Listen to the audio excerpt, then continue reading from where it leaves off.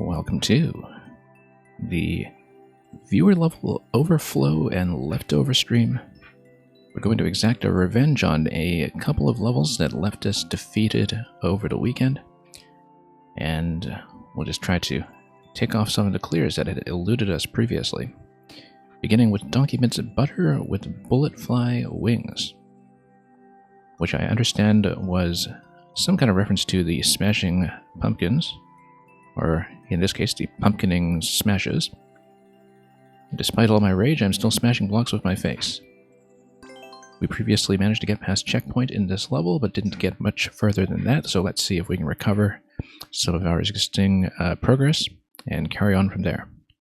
Took entirely too long with the first section, to be honest. But we're going to pound the bullet hat and see if we actually remember how to play this game, which will take a bit of warming up even after a few days off. It reminds me I should in fact post the code in a chat just for my personal reference, and in case anybody asks. And then, yeah, just need to kind of get our ability to fly back in order here. Interestingly enough, I was able to drop through that pokey and probably could have continued from there with the damage frames. It's not the best way to do it. Previously we just wall jumped off the right side. Like I said, still getting warmed up. And so thus far it's perhaps feeling a little more awkward than it should. Partly because I don't remember how I dealt with this guy. Oh yeah, I just flew over him, I think, and then... nope. I was trying to go right there.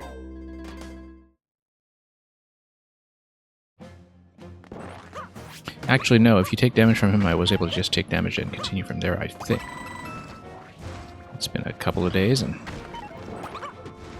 we need to just re-establish what the methods were.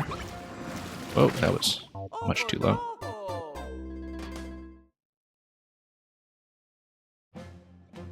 But yeah, we previously did have everything in this first section mapped out in terms of what we had to do. Running into a lot of mistakes along the way, of course. But yeah, just a standard jump over, in fact, is going to do just fine. We hop chop over. Bounce again. And then go entirely too low. Down to that bomb, which we needed to bounce on a lot more promptly than we showed off there. Okay, up we go again. And then all the way back. Whoops. Well, maybe not all the way back. So yeah, previously I sat with this level for maybe about an hour. Grabbing a second hat there is actually going to be maybe marginally helpful, but not much. And we made a couple of fair attempts at the section past checkpoint 1, but this is going to take a bit more of a concentrated effort, I think, as I get back into the habit of facing the correct direction as I try to fly. Good habit to get into with the bullet hat. Whoops, let's not let up so early.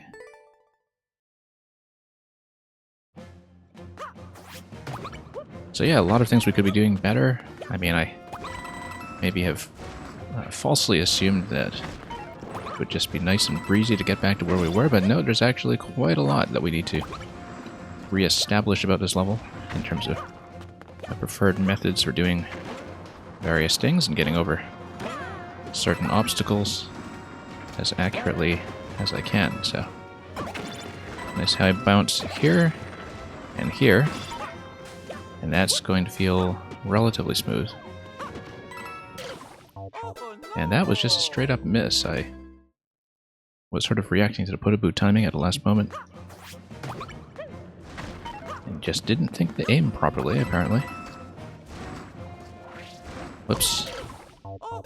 Once again, facing the right way is extremely important here.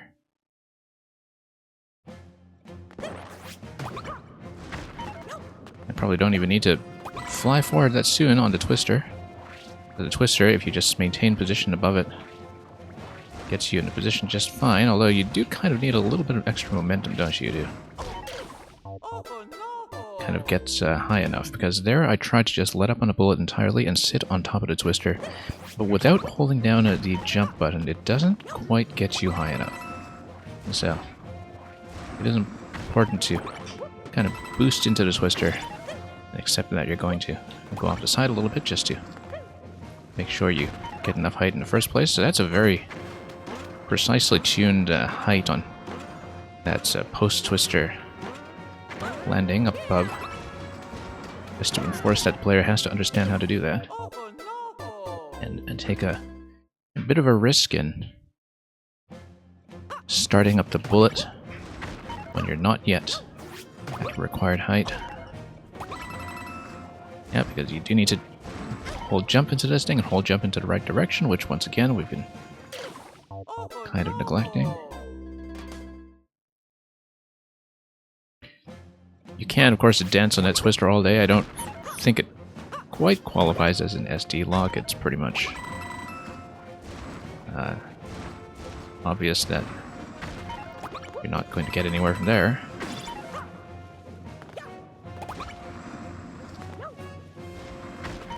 Alright, let's... Oh, whoops. Previously, the method I applied to the hop chop was to try to bounce a little to its right first and then gain a little bit of right to left momentum.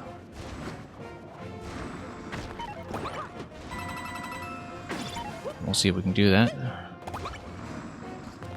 Standard jump will do. Yeah, try to go a little to the right, little to the right. Just need to hold into that jump entirely. Ah, whoops. Keep forgetting about this guy. Gonna lose a little bit of time here. Ah, that's okay. We made it. Whoops. That was a bad jump. I was trying to do an adjustment up top, and that was very ill-advised in the end.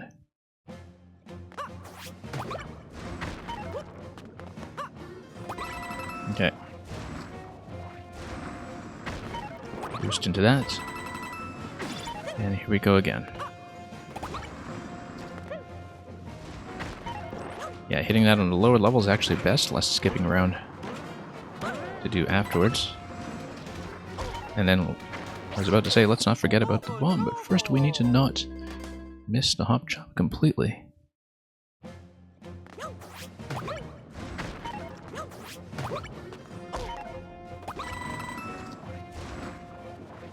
Yeah, facing right going into the critical boost there is really important. We've made the mistake of facing the wrong direction into the Twister several times.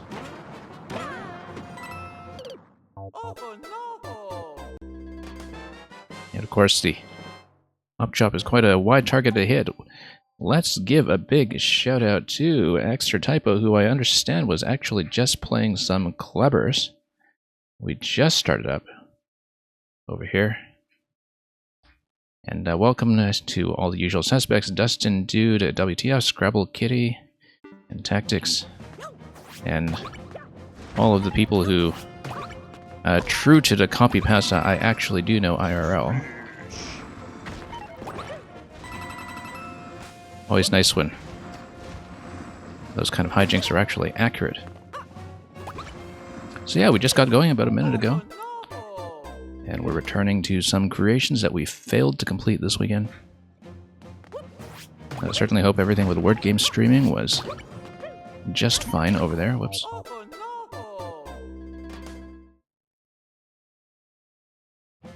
And thank you for the follow.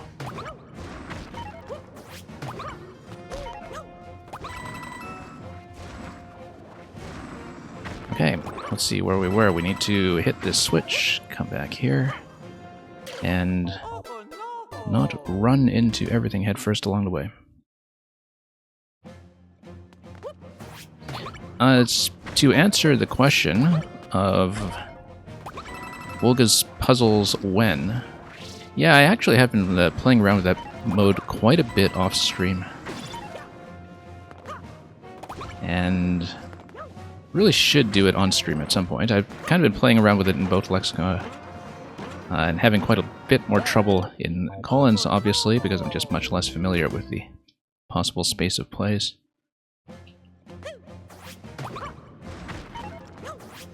So we'll see. I mean,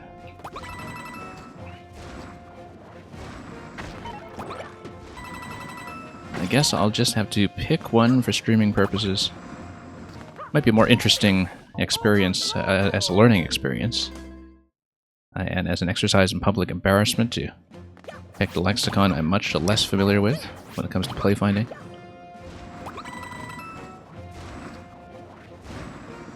But of course, some of the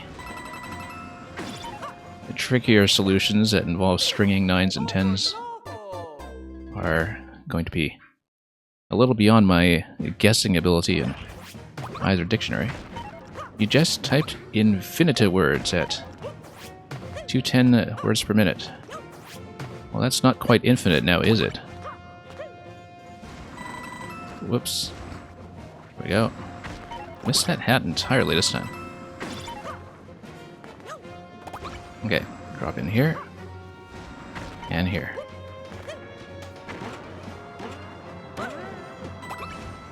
Okay, dropping in down here.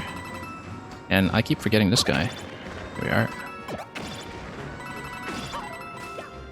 Alright, let's not just run headfirst into the lava this time. Whoops.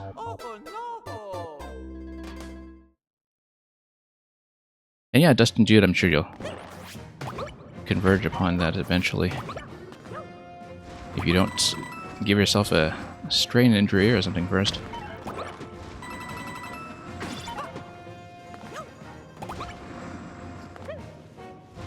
I suppose that's the thing about drilling anagram speed through Infiniwords or Aerolith or Ziziva or whatever you're using, that just the kind of mechanical effort of typing everything in sometimes is this physical element of it that we can often forget. I mean, I know from having watched David Eldar stream some word grinding every now and then that he just kind of flashcards it casually without typing it in, but then, you know, he has seen everything already, so he can kind of afford to do that, right? Like, I find that for the sake of developing memory for words that you haven't quite baked in yet, that the kind of physical input of typing into Word is actually kind of important. For just sort of subconsciously going through the motions of typing it in, you know, it's... Anyway, that's how my memory retention works anyway, that I kind of need that tactile element of it. But it does mean that there's, I think, a certain cost to one's stamina when it comes to flashcarding thousands of words that you can have a much easier time with if you can just retain that stuff visually, without having that tactile element be a part of it. Anyway, speaking of tactile memory, let's see if we can bust this down and get over here. There we are. Okay. Now let's wait for the next bullet here. I did know that the bullet hat was available here, and that was an awful bounce. You know, Dustin Dude, I actually did learn the Dvorak keyboard a couple of years ago and tried it out for a while, and I found it really interesting to work with, and I didn't keep up with it in the end. But the reason I didn't keep up with it was because it was interfering too much with my hotkey memory with the QWERTY keyboard in things like computer games, mostly StarCraft at the time, which I was very active in for a couple of years. And I know you can just kind of remap everything, but, you know, to kind of swap from QWERTY to Dvorak is really quite good for words and not so good for thinking in terms of individual characters and hunting and pecking, because of the way that the entire Dvorak layout is kind of designed to make you think about things like, you know, common digraphs and combinations and basically letters with good synergy. So So, but, you know, for those of you coming from Scrabble, of course, like, the way to think about what the Dvorak layout actually does relative to QWERTY is that the tiles, or rather the letters, are placed for synergistic reasons. So if you kind of type something out phonetically, you can do it in one really smooth gesture. But if you're typing single characters, it's extremely awkward. If you come from a kind of QWERTY-based environment. Control-Shift switches it back to QWERTY, yeah. Yeah, I was doing it on a very different setup at the time in terms of trying to run a couple of different keyboard layouts. But it's been some years since I've gone back to it. It was a really interesting experiment while it lasted to just try to type that way, because I absolutely see the appeal. Whoops. I did not mean to go down that wall. I was trying to knock out the brick under the bullet blaster, and that would be the gate out of this area.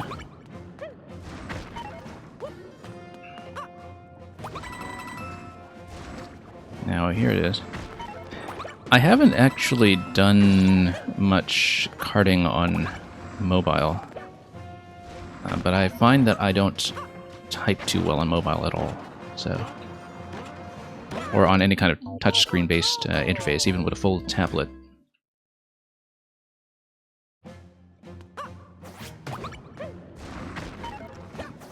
Yeah, I think you get more benefit out of learning alternative layouts like Dvorak if you don't already have excellent speed in QWERTY. Like, for me, the gain was not really significant enough, although I can see how if you really kind of train yourself on Dvorak, like in some ways I think it actually would have a benefit of reducing strain injury, just because of how the motions are engineered to be a lot smoother when it comes to typing in natural language. Again, for things that require a lot of hunting and pecking, or things like coding and such, I'm not sure the benefits are really as substantial. But if you're already doing like over 150 or 200 words per minute or something in QWERTY in the first place, I think it just might not be worth the cost of investment to train yourself on something new and have to kind of get back up to an equal speed. Too late. I'm supposed to get on top of that blaster before it completely sinks and then get into that pipe. Flashcard Mobile is just touch the letters in order on the app that you use. Okay. Oh, I see. In terms of letters on a rack where you just kind of tap, tap, tap, right? Yeah. I see what you mean. Okay.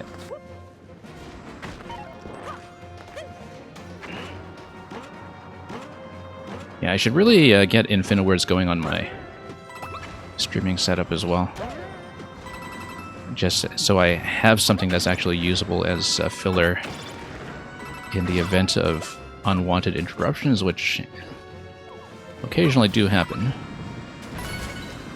And that's always a bit of a risk, at least in my current streaming environment. Okay, let completeness. You never touch type before learning Dvorak. Yeah, the thing is, if you hadn't touched type before it, you may as well just learn it, right? Also, the unexpected benefit of having your machine set to something like an alternate keyboard layout is that it kind of works as its own security system.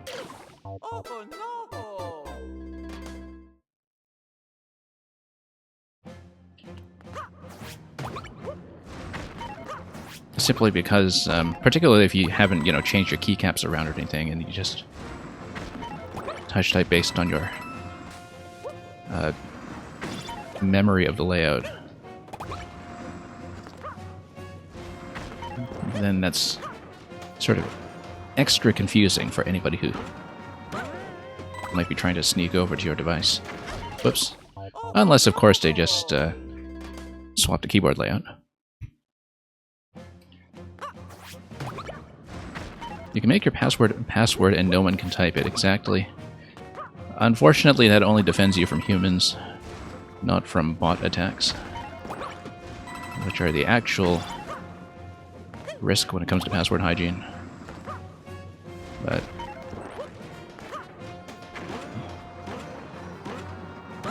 Anyway. I feel like everybody's password hygiene at this point is probably many, many years past a point of crisis.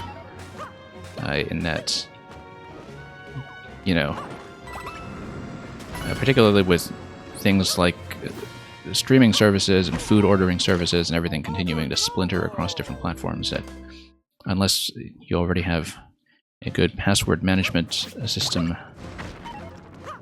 set up, like a 1Password or equivalent, that's, you know, realistically, nobody's operational security is where it really should be. Anyway, let's pop over here. So, you know, in that kind of environment, putting all of your devices on the Dvorak keyboard certainly can't hurt. Just as an extra layer.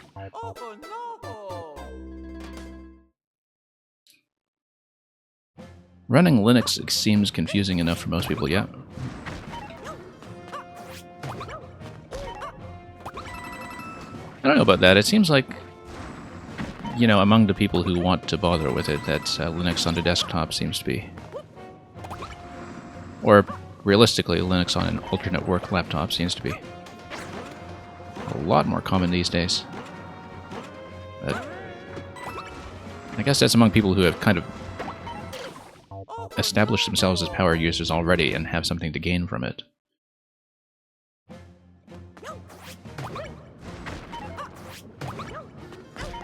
Anyway, let's pop over here.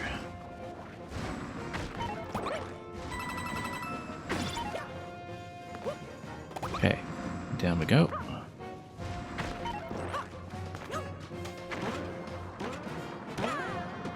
Keep missing that thing.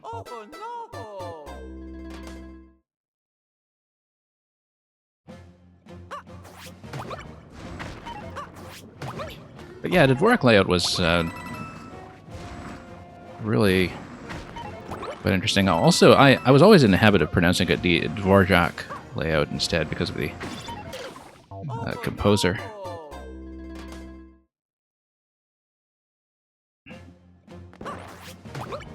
But I understand that with the keyboard, it is just pronounced Dvorak.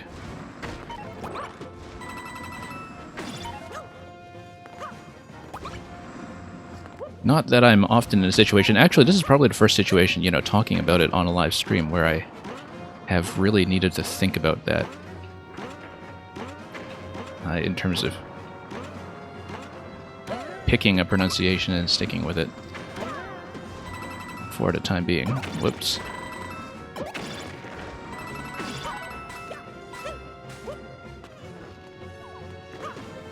Okay. There we go.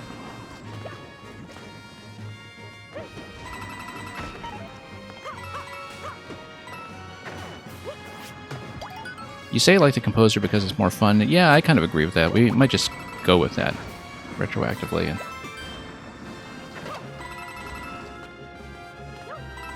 okay, down, up, there we go. Checkpoint. Really looks like I dipped my feet in the lava there. Okay, so this is about as far as we got previously. We dropped a crate, we get on the other bullet after the B, and then we need to land on the crate on the other side. Got a couple of tasks to do here. Drop on this, hit this, wall jump over, drop into bones. Yeah, it was somewhere in this section where we failed when we previously played this on the weekend.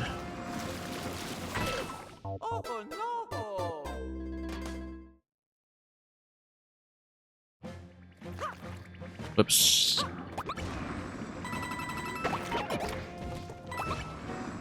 Down we go. Okay. And then up here, we hit the bones, it drops through the boo, we kind of go around it, drop on it on a lower level, and then hit the bullet on the right side. So I can see what to do. I believe that was the outermost extent of our progression. That particular spot with boo. Did reach that last time, but not much further. Yeah, dunk this guy? Nope. Have to do a slightly higher jump to do so.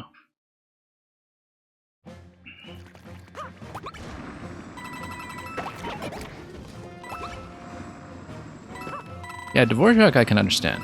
What I have really been kind of caught up by in the past, though, is some alternate layouts like the French Azerty layout, which always catches me by surprise because, you know, you get into an environment where you feel like you're dealing with QWERTY, like if you're traveling in France or something and just need to drop by a cyber cafe or a hotel machine or something, and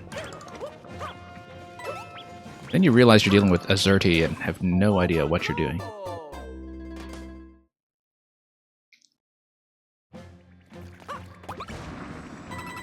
Because it's just different enough to confuse you, you know?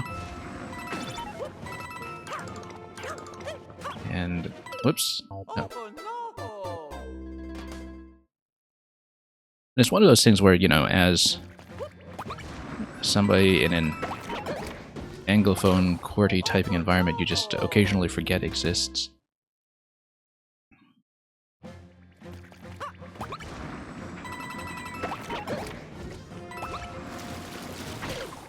Okay.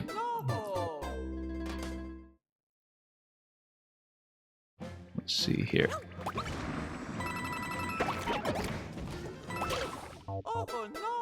Yeah, it's always this landing here that's a bit difficult. I'm kind of turning around prematurely before I can make use of it. Oops, there we go. Okay, nice and high on this jump. Dunk it. Down low. And yeah, land on the swamp and go back up. That's the thing I'm having trouble with. It seems like the swamp is going to sail over to the right side and that we're likely going to reuse it upon landing.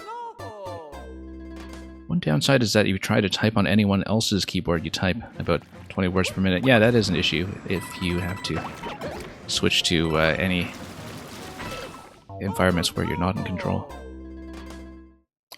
And that was another reason that I didn't ultimately stick with it after trying it out for a while. I mean, if I were basically only ever dealing with typing in natural language and doing so on machines that were under my own control, I think I probably would have stuck with switching to Dvorak's New World ages ago.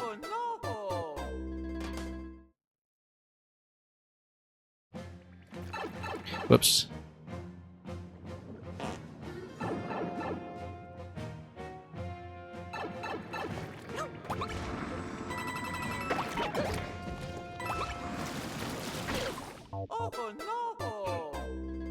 Yeah, I guess if you stick with the Dvorak keyboard, it is like a New World symphony. If you do not stick with it, it is merely a humoresque.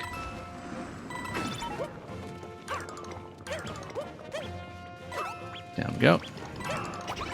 Nope. Yeah, trying to cut off that jump quickly, or at least not hold into that bounce, is something that we'll need to learn to do. Whoa. There we go. Up. And down.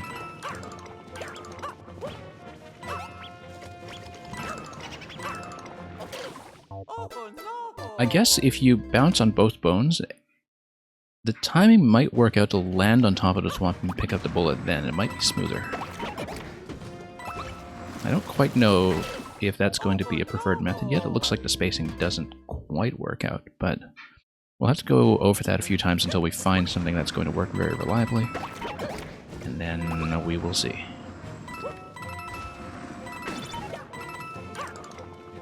Whoops.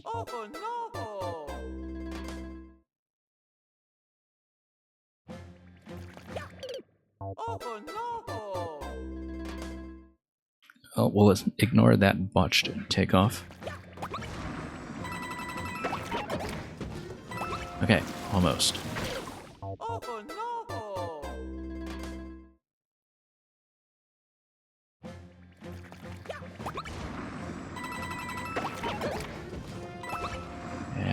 forward we go.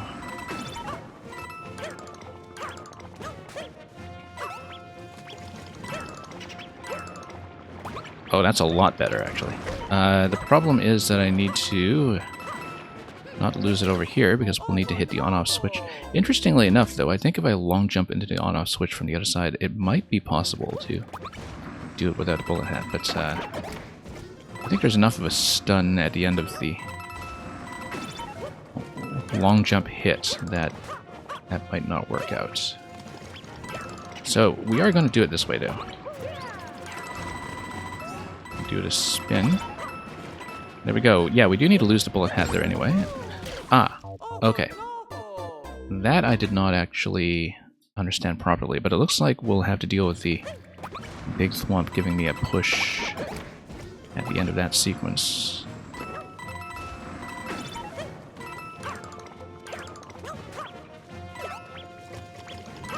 Okay, up we go, and back down. Spin up.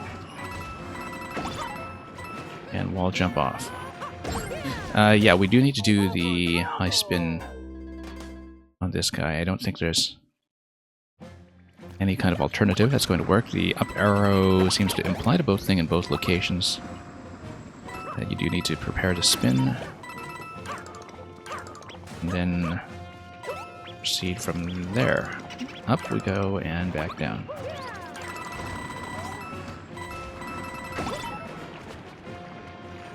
Surprisingly smooth to land over there. In fact, okay, so how do we do that? We need to wall jump probably back to the left. I don't think...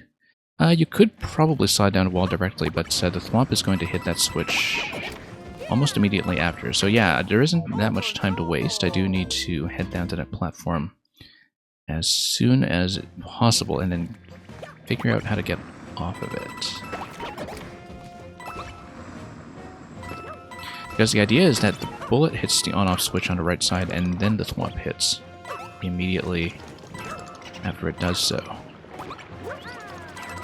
Okay, this is feeling a little smoother at least. I'm going to adjust into that. Yeah, we race it over.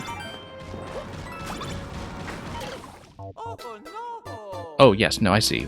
Then we need to hit the on-off switch again from the right side, hence the trail of coins that we saw there. That was the thing I missed. And then...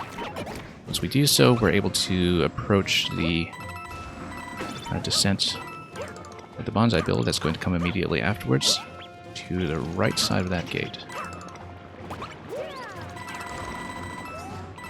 Okay, up we go.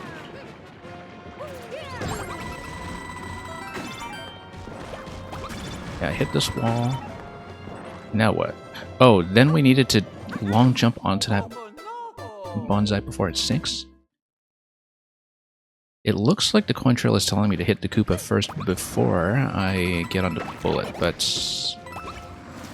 we'll have to go back there and see. I think I understand the intended sequence, but it is going to take a little bit of learning to sort out precisely. It's pretty well signaled, but there is a lot going on there at once.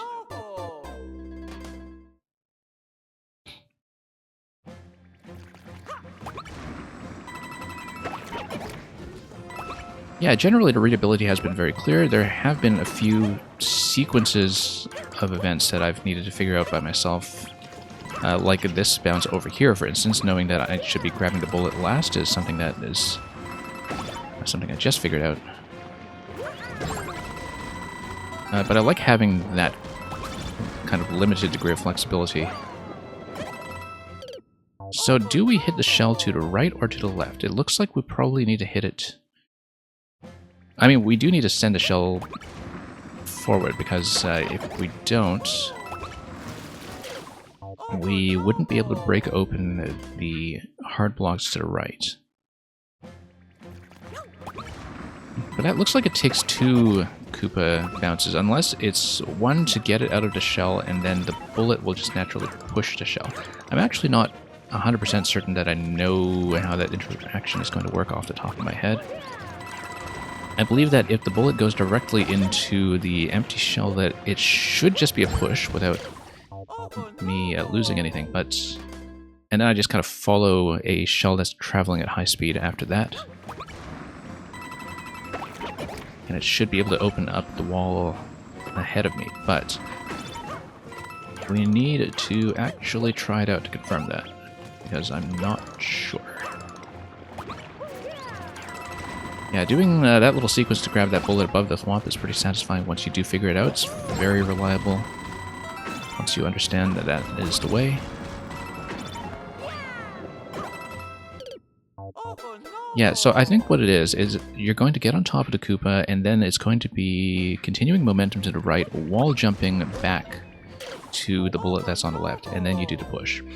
Currently, though, we're landing on the Koopa a little too far to the left. I was kind of aiming to his left anyway on the assumption that I need to spit out the Koopa from the shell in that direction, but I don't think that direction actually matters. You just need to get it out of the shell regardless. And we're not doing a secondary bounce on the unshelled Koopa anyway, so hit this. Hit this, a little behind pace here, as you can see, so I'm going a little too far to the right when I do pick up the bullet that was tucked up high. I need to pretty much head directly to the left when I do that. I pick it up, go left immediately, and not lose any time because the descending Bonsai Bill is on its own timer once I scroll it in, and it is certainly not going to wait. Yeah.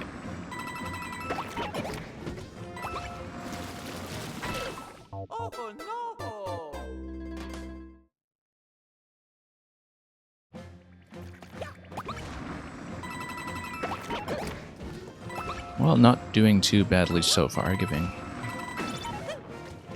ourselves the benefit of the doubt here, given the circumstances. Let's land on top of this guy, and up we go. Oh, there we go. Plenty of room to it. Yeah, forgot to do the high jump there, but we did have a little room to the left there to make a bit of a small adjustment in case we have a bit of a strange landing before we get to the purple skip squeak. Okay, bounce that guy, this guy, and down. Yeah. So depending on my timing on that on-off switch, I may or may not need to wall jump off of it to get back onto the thwomp. I have been previously, but it looks like there is a little bit of room for variance in my spacing there, and so we'll need to account for that.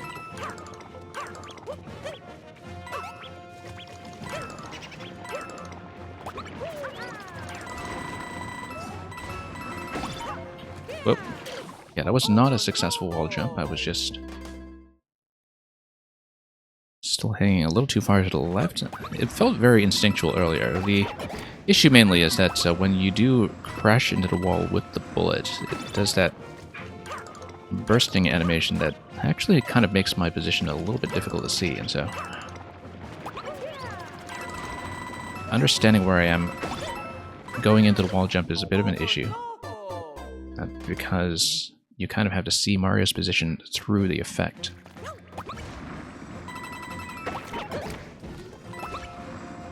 Okay, here we are.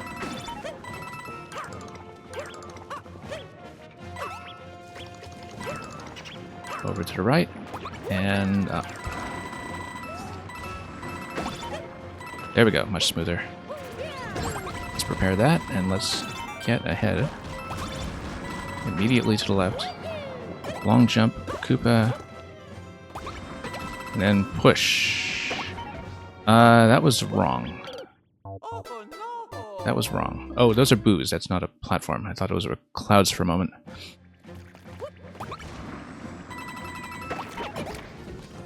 Well, that ending there I don't know how to read at all just yet. It seemed like maybe I was supposed to land on that platform and hit the question blocks to reposition myself, but I'm not entirely sure. I didn't quite see what was going on. Almost there, I certainly hope so. Whoops.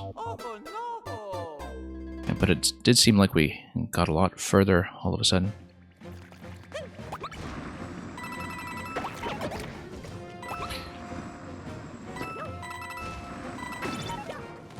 So yeah, Extra Typo, hope the over-the-board tournaments have been going well for you lately. Now that events have started to pick up again. I haven't been able to travel to very many, unfortunately, but definitely looking forward to getting caught up on that. I've just been playing a bit over the board locally and squeezing in what I can.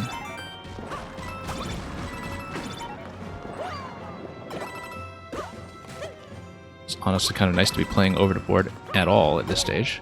Okay, so I feel like I'm supposed to bounce this in order to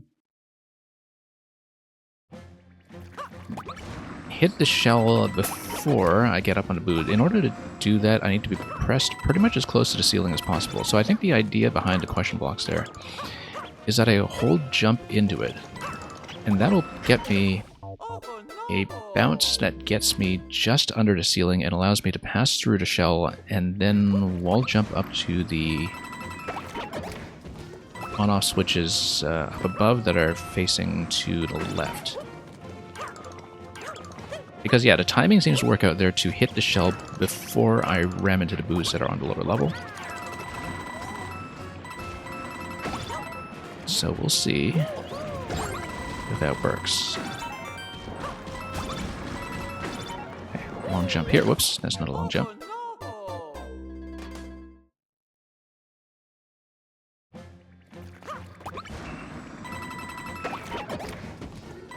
And, oops, no, that's definitely going to be too low. I could just tell that attempt was pretty much blown.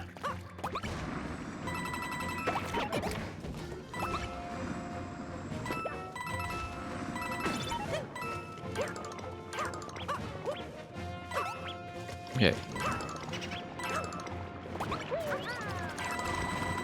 And then down we go. Whoa, okay, no, that was actually clean landing directly on top of the thwomp, and I just didn't see it that way. Didn't quite manage to visualize it.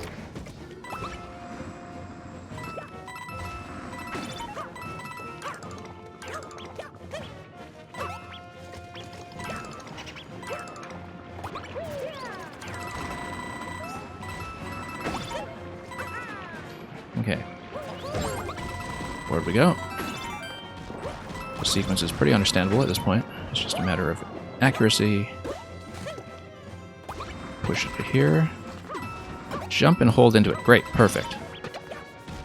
And then wall jump up towards this guy. Oh, too low. If I were a little bit higher, I would have been able to get over here on top of that bomb with the bullet, so we'll need to prepare for that drop because we have been missing a few of them earlier, and then you have a column of bullets that you can refresh with after that bomb has been dropped. So, we're getting close. By the looks of it. It's a very lengthy, continuous sequence, but pretty readable. Whoops, too soon. Yeah, this is a pretty substantial segment.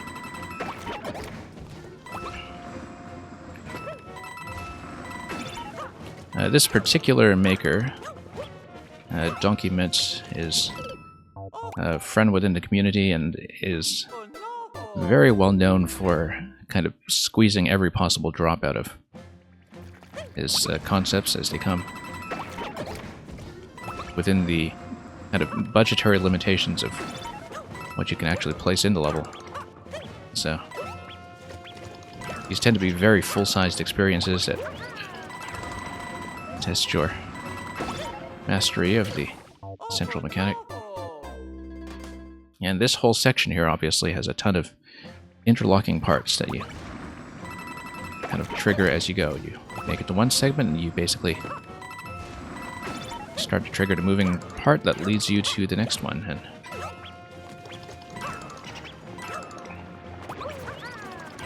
it makes for a very complete adventure.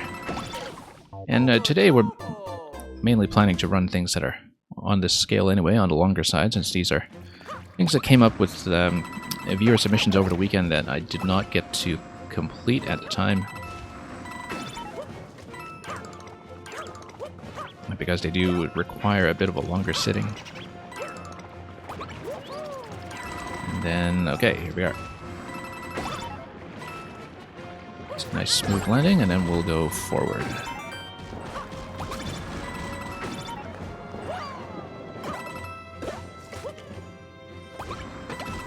Then we do this jump here, hold into the jump, great.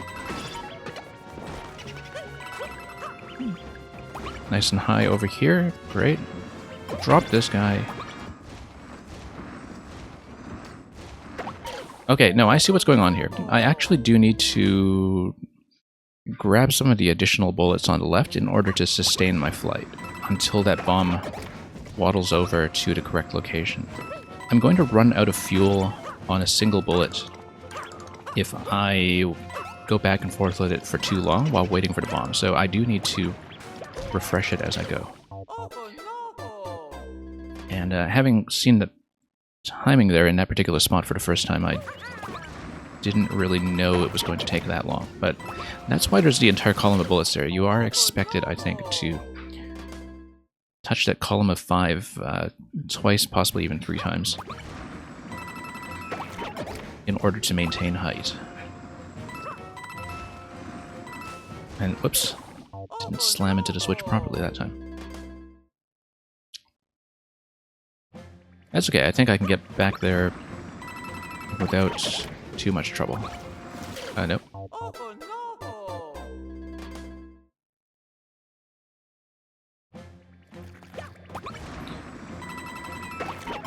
One thing that was pointed out the last time we sat through this was that there seems to be a special sound effect for Mario dragging his shoes through the lava, which seems to be something highly specific that is being accounted for here, given that usually when you dip down that low, it should be death. But that there's a bit of a skimming sound at all is a particularly vivid detail. Whoops. Oh, nope. Missed. Yeah, so I need to land in that precise spot, jump and hold the jump, and then that's the thing that aligns me properly and also gets the timing to work out.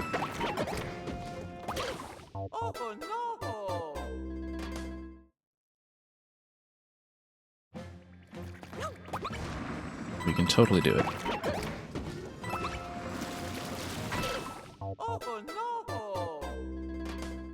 And given some time, and given attempts at the earlier section here that aren't botched quite so badly. Wow, I'm consistently going too low.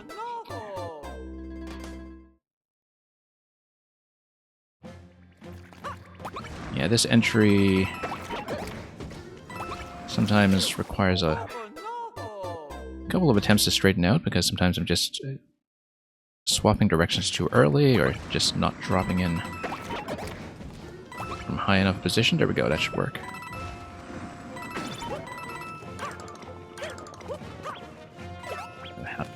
Over there, up and down.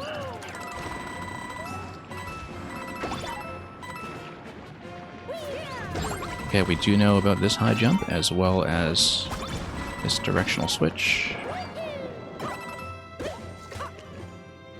Oh, wow, what a miss.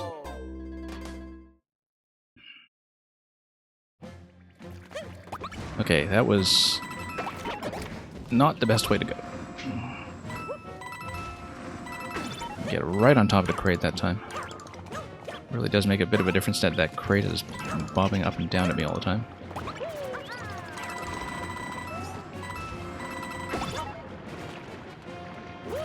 Yeah, from the player's perspective, the error margins at this level are not particularly tight. They're fairly generous. So it's kind of interesting that that's the case, given that a lot of these setups and obstacles, depend on some very precise placements and object widths and heights. Like that crate over there, as well as the whole interaction with chasing the big red shell later on. Whoops, didn't manage to hit that. Some of the spacing of the obstacles that is required to make any of this work is really very fine-tuned. But fine-tuned in such a way that I still have a decent amount of room for movement, which is, from a designer's perspective, an extremely difficult balance to strike. Because usually what happens is that you end up with the cost being passed to the player, so to speak, in terms of the precision requirement.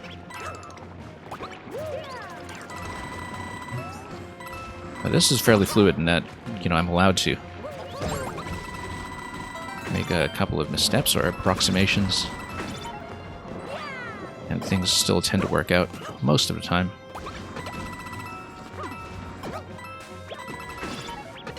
Okay. High enough, I hope. There we go.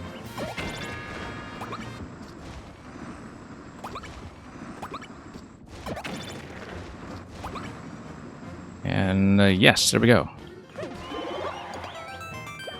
Hang on. I'd like to blow this up. There we go. The one tile radius on the explosion was extremely critical there. And then we'll jump over here, and that's the top of the flag, and that is complete.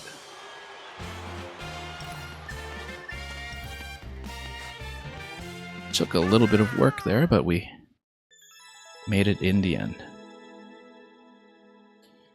Okay, the next thing that we have lined up is remarkably set to be even longer. So the record holder here on the right side that you see, MangMang69, with that 1 minute 33 record, is the creator of the next selection, which we also spent about an hour on the other day. And this is going to take a little bit of practice. You just walked away from the PC. Well, thank you for the congratulations anyway. You saw the bulk of what I needed to deal with there, so works well enough. So let me just punch in the next code. I've got a fair bit of document to catch up on. In fact, I'm maybe 3 or 4 levels behind on his list. Let me dig this up, and for the benefit of anybody who's trying to follow along, I'll also paste this into chat. So once again, this was something that we spent some time on practicing on the weekend stream. It breaks down into 2 major segments with no checkpoint in between because of the clear condition, which requires you to hit all 69 POW blocks and detonate them along the way. And we had a couple of embarrassing misses on this. There is a practice pipe that lets you try the second segment without having cleared the whole level, and we may actually dip into that first just to get that back in order. The clear rate has dropped even lower since we last saw this. It was, by a marvelous coincidence, actually at a 0.69 when we started it on the weekend, but between my attempts and some by other players, that seems to have plummeted. So let's see if we can drag the clear statistics back up.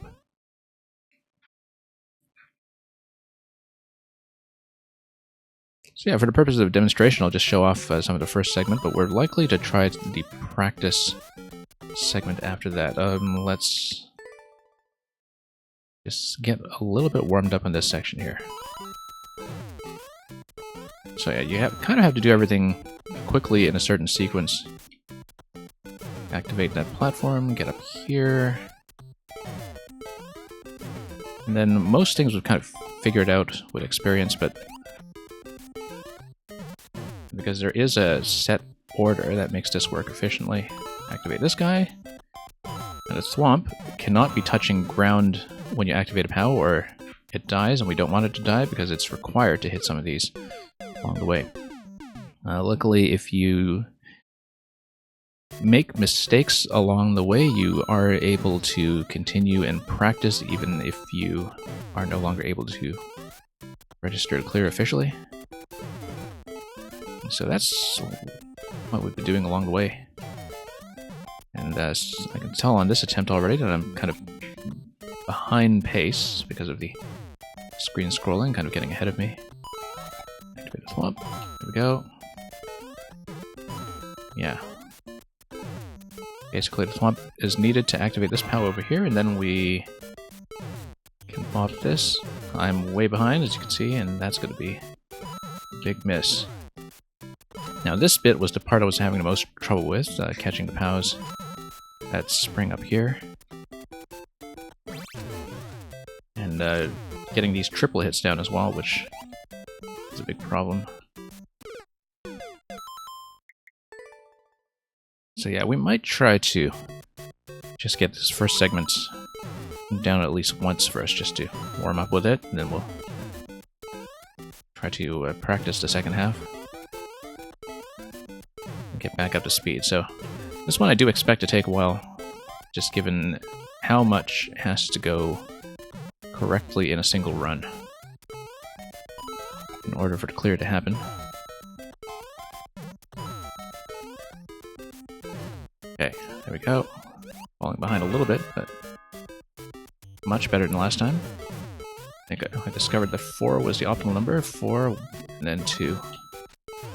Have to double back here. Cut momentum to get some of this accurately. Oh, that's a mistake. That's okay, we'll try to practice this regardless. And we need to hit these dead center, pretty much. Or you miss. Yeah. So there is a somewhat stiff accuracy requirement to get it all down. We'll try to do at least one clean run, hitting everything in the first section once, so we can demonstrate that we can do it. And then we'll just learn this in pieces. I believe it gets up to, I think it's 39 or 40 out of 69 by the time you're out of the first section. I'm not exactly sure. Because I don't believe we actually completed it cleanly before. Then, get up here. And pop as much of this as we can.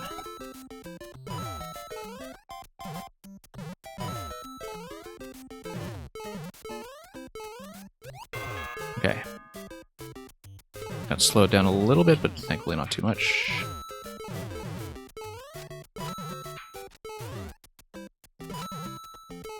Yeah, the trick to the second block is to kind of do a dead stop and turn left before you attempt to hit. Great, that's clean.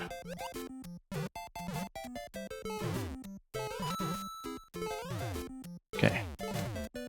Nope, not quite. That was fine until the last shot. That actually takes you up to 37. Okay. So we're absolutely aware of what numbers we're dealing with in either section.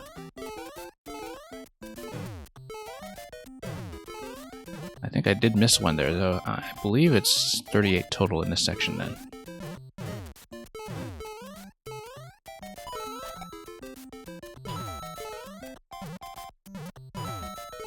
And then this one here.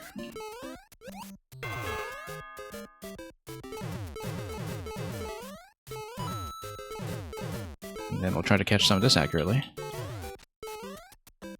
Back into this one. That's a miss. That's okay, well let's practice. This will not be a clear regardless, but... yeah, doing that triple hit against the wall is difficult to pull off, but if you're budged against a wall the whole time, it should work. So this is how it goes. So we missed one, so it should be 37 at this point. Yeah, DI Program is a fantastic concept. Of course, it's constricted by the fact that clear conditions wind up making this quite long. We were supposed to hit that in midair. So this is after the practice pipe segment. After the practice pipe segment, we're expected to hit 31. And then, yeah, we missed a pipe, so let's just do the original set, or just miss everything and reset. And And speaking of which, Program, I did, of course, just grab first clear on the latest revision of the escape room again. I did notice some of the changes with some of the heights, donut block placements, etc. I don't exactly know what it was you were fixing, but whatever it was, I don't think I broke anything. Nope. So it's supposed to go right with that shell.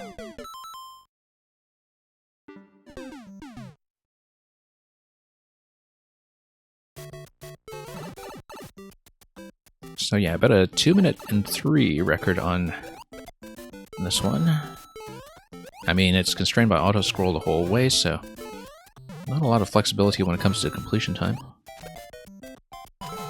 Nope, I'm supposed to hit that in midair. Okay, that's fine. Let's continue to practice. Here, you pass the one-way panel, and then you go over. And I have to catch up on the auto-scroll a little bit. No, this, you need to hop in time with the green Koopa. I was quite fond of that idea, actually. That was particularly clever. Although you pretty much need to get it on the first available cycle to have that work out cleanly. Okay. No, I keep forgetting I do need to hit that on its way up. And that means that I will not have quite as much room to work with here. Yeah, so I don't want to double tap the shell. I have done it before, single tapping the shell, and I want the flop to be down when I hit that POW so I can lower it. But let's scout ahead, because this is some of the stuff that I had not done properly earlier. No, I need to maintain that Goomba as well so I can jump up properly because of the collision with the trampolines being tucked under the one-way panels. So, let's get back to the practice segment. We'll just make sure that we can at least get all of this tidied up and understood. And again, the number I should be seeing at the end should be... Actually, no, 32 at the end. 37 and 32 is the split between the two sections, if I've counted this properly.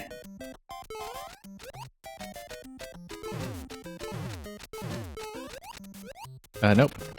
Mistake. I didn't manage to get the high hit. That's okay. Let's keep on going so we can practice having missed one here. Double back. Hit this. And then this is fairly understandable. This guy... I think I actually do want to double back like this and then jump in. We hadn't quite figured out that order because this is the furthest that I've managed to get. That's at 15, so... Fabiotics, welcome. Progan, I'll read what you're saying about the detector issue in just a moment. Yeah, I figured that some of the positioning was to delay the player to avoid tripping some of the detectors early. Or maybe there was some kind of repetition issue. You said there's a slight delay before the lag detector changes switch state from grabbing the mushroom. Oh, I see. Yeah, because you wanted to constrain the door entry even when the P-switch is not active, right? Whoops. And Lantis, welcome. So yeah, Lantis, if you're just coming in, we actually just cleared the Donkey Mint's bullet level a minute ago. And so, got that out of the way, and now we're back to Mang Mang 69.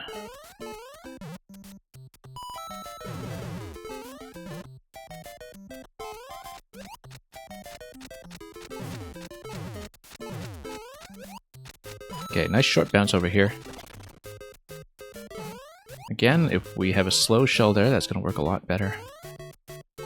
Drop this guy, and then double back. I am a little bit slow here. Hang on.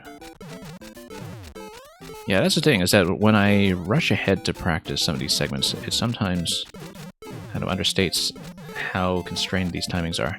So, the way I'm seeing that, maybe I shouldn't be passing ahead like that. I have to add too much running distance if I'm doing that in that fashion. So we need to figure out that particular method. You found the same problem in the music room. Oh, hence the donut block, right? Yeah, I wasn't sure what the issue would be with the music room, because what if you're sitting on top of the donut block when the key spawns? Of course, not knowing how it looked like behind the scenes, I didn't know exactly what was being erroneously triggered there. This level gave a great idea to your own level. Oh, you mean one that's already in progress? Yeah, having seen a lot of your POW escort levels in the past, I can definitely see how certain concepts would apply. I don't know if you're talking about the Green Koopa segment here. I think that's probably the most inventive thing I've seen here. Whoops, missed this. Like the timed jump with the Green Koopa. We play a little hopping minigame with it. I'm pretty fond of that moment.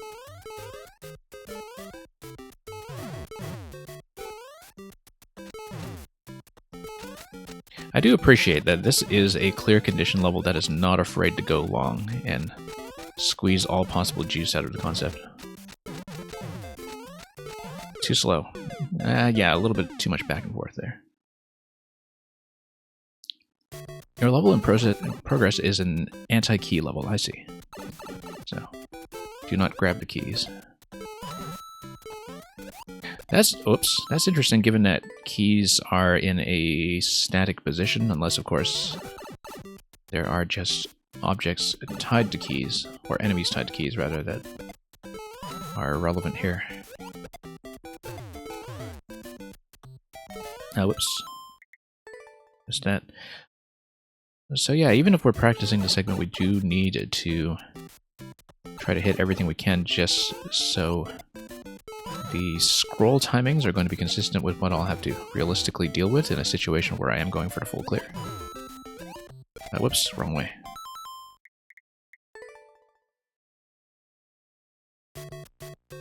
So yeah, Luca, as I was saying when I started this level a few minutes ago, I feel less bad about dropping the clear rate the other day now that I've seen that other players have dropped it even further. That at this point, the miraculous number that we saw when I began this level over the weekend will probably just not be recovered all that soon. That's okay, we just need people familiar with the level to inflate it once again. Yeah, I need to be really quick about this shell. That's one area where I feel like I am kind of falling behind my scroll timing just a little bit.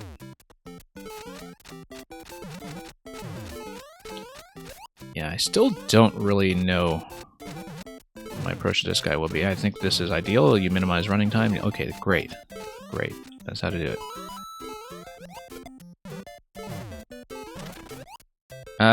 Yeah. No, I just need to kick this, and then... Oh, we need to spam this until the mole... before the mole hits. So that was one mole too late, and we're at 29 out of 69. Which tells me that there was a little bit beyond this that we need to do. And that was purely a timing issue because I hesitated a bit on the shell kick at the very end. And yeah, so the shell at the end sails over the POW when it hits the trampoline, which means that it's actually trying to bait you into hitting the POW when the shell is directly above it. And the fact that I didn't do so was correct, but I took too long to kick the shell the second time to open up this wall, and so I was one POW behind at the finish. I think we've probably seen enough of this section for now, but I do want to go ahead and see the ending in case there's some kind of surprise at the flag. And because as you can see, since we're only at 29 here, there are at least 3 POWs that are unaccounted for at the finish.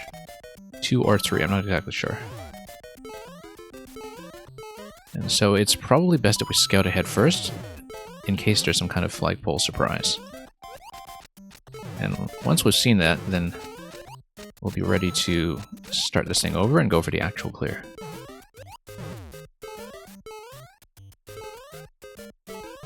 Okay.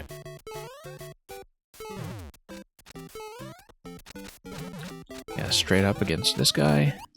We just need to buy as much time against the auto-scroll as we can here. You see, lots of room this time. Oops, as I failed to get the high bounce. That was a weird bounce where the split managed to overlap with me regardless.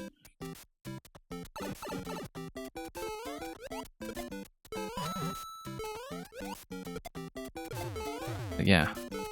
I feel like the clear will be within reach today, it's just that it has a very long consistency check. It may take a decent number of attempts to get there. And we'll see. Definitely feeling a lot more fluent with this than I did previously. St. Atlantis and Mang's levels are full of surprises. Yes, they are, which is why the fact that we have a couple of POWs unaccounted for at the end makes me think I do need to clear this segment first and see what lies in store. Because the likelihood of choking at the very end is high. You just know there's going to be a boom boom or something at the very end, right? Like in the Link Minecraft level. Which this reminds me of a great deal, because that's another one that had a clear condition that was based on a lot of repeated tapping interactions with blocks all across the level. I'm behind my scroll timing here.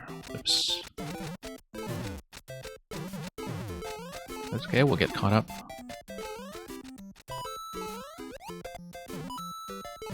No, okay. No, I need to hit the POW when the shell is in the air, but away from everything else. So that's what the POW timing there is for. It's actually nothing to do with the shell being above the POW directly, because it's not going to sail over. Is that I must hit the POW when a shell is off the ground, and so we were not that attentive to it last time. And I need to be a lot more cautious with it this time. Yeah, that's the thing, Progan, that I find interesting about this level, is that it is kind of a sequence of time-constrained puzzles in a way, and it's been very satisfying to figure out. In that there are some elements here that are very dependent on activation order and reading things in a timely fashion. But it's also not too punishing about that. Like, it's one where if you read the correct order and you just execute it fluently, the error margin from the auto-scroll is not bad. And there are chances to catch up when it comes to timing, which is always, as I say quite often, the sort of thing that I look for with auto-scroll. Oh, nope, I needed to get on top of that and hit it a second time, so... Yeah, so that part I don't quite have fluently yet, because I need to hit the POW early enough that I can get back on top of that shell and stop it. And so I was slow on the POW, I'm pretty sure that was the case. Whoops. And that was a very fast shell. And previously I didn't worry about it because I had hit that shell accurately the first time I passed that segment. And so I just wasn't concerned about it, but... I mean, that's why we practice these segments, right? We figure out the things that we... Whoops. Oh, I actually got it. We figure out the things that we should actually be concerned about. That threw off my timing a little bit, and I was too far behind anyway, but I'm surprised that we managed to get the POW on the second bounce. I feel like that's maybe something that we'll see in a level sometime, is some kind of setup where the second bounce, that POW, is the one that matters. I'm not going to do it here, though. We're just going to try to hit everything cleanly. And let's go. Oh, nearly. Watch that timing. Okay, there we are. And yeah, some of the momentum correction here is pretty important to do. I'll slow down a little bit here, but we'll get back on track. Nope, too late.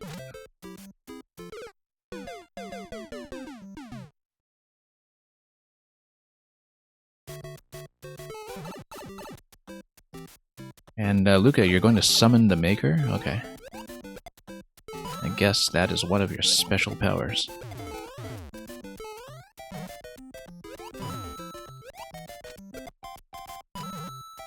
I'm sure there's some kind of ritual incantation that is involved with that. Like you need to say Meng 69 times or something. Or maybe just read the name of one of those unpronounceable levels.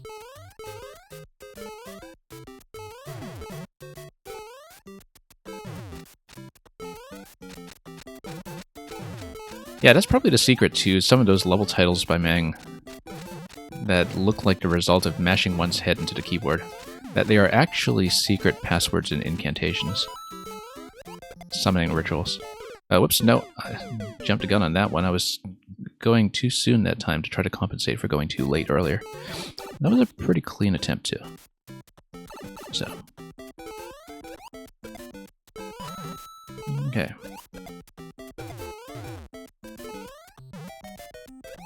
Anyway. Let's do this, and then over here.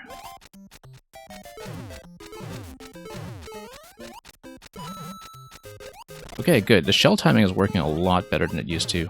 I previously was kind of bunched up against a screen edge every time I got up to the green shell activation, and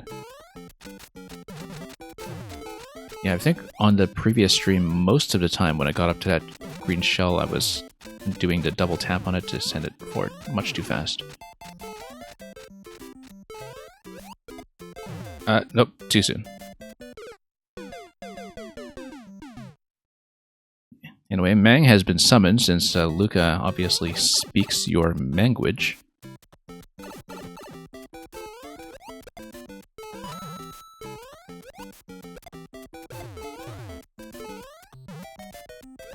Okay.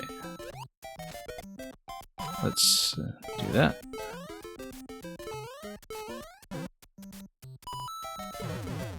Whoops.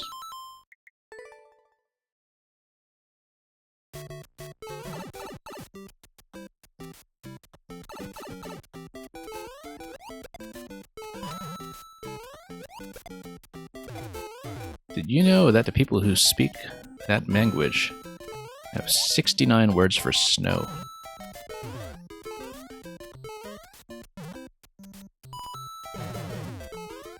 Okay. Let's jump on top of that and then try to get this timing a little cleaner. It's been going, I was about to say consistently well, and then it wasn't. You just beat a cool co-op game with Luca, unless you mean a coop game, like a game involving a chicken coop. Like co-op Stardew Valley or something. But yeah, let me know about the co-op game and how that went. And down we go.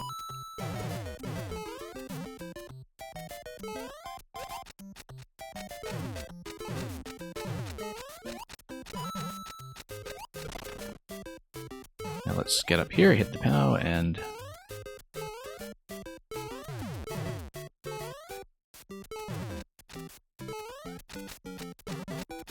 then we'll just try to get over here. I can usually tell by the time I get to that small Goomba how I'm doing relative to the auto-scroll, like whether I'm running a bit tight or what. Ooh, that was a save.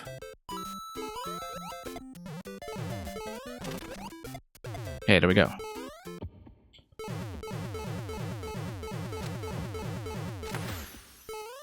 Okay, now we see the surprise. Hey, look at these clouds here. That looks like it's a trap. Right? No, that gets me on top because I need to get on top for the pipe. Okay. Naturally, we're going to... Well, we know it's built on a half screen. There's nothing up here, but... Okay, so it's going to be 3 POWs over here. What's the surprise then? No surprise, okay. It's just that you hit that and then you immediately get flagged. Interestingly enough, you can pop back out. But why would you? Oh, so you can just kind of be sad that you started from a practice pipe. That's 32 accounted for, though, so now we can start to do the complete run. In Sweden, you have a goofy teen band called Mange Makers. That seems too coincidental to be a coincidence. If that makes sense. No, that doesn't make sense. That seems too coincidental to be not true, but to be irrelevant to this stream, let's say. It's definitely pertinent.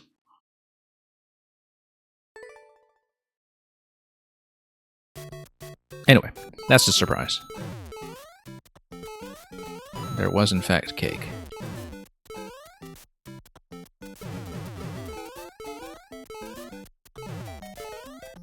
Okay. So now we just try to do this cleanly, and we should actually have this down before too long. As long as we do all of this stuff carefully.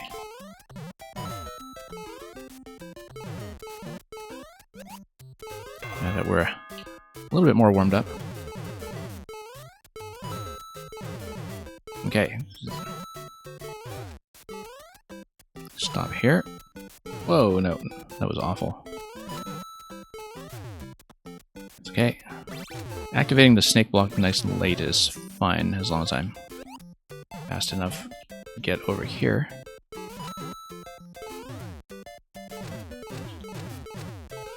Whoa. I was trying to hit that dead center to do it in 2 hits, and I'm surprised at the end that I actually managed to get all 4 pows. Whoops, no. Hang on.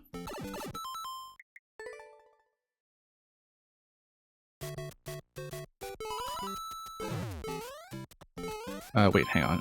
Let's get the upper pow.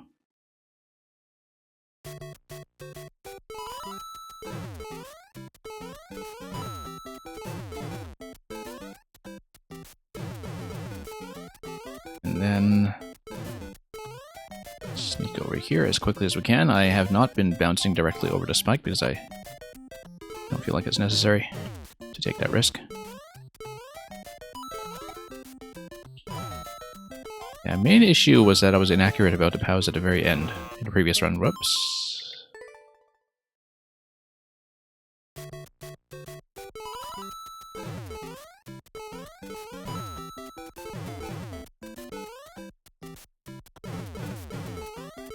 Luca, why is this level long and hard? That apparently is what she said. As the actress said to the bishop. Whoops.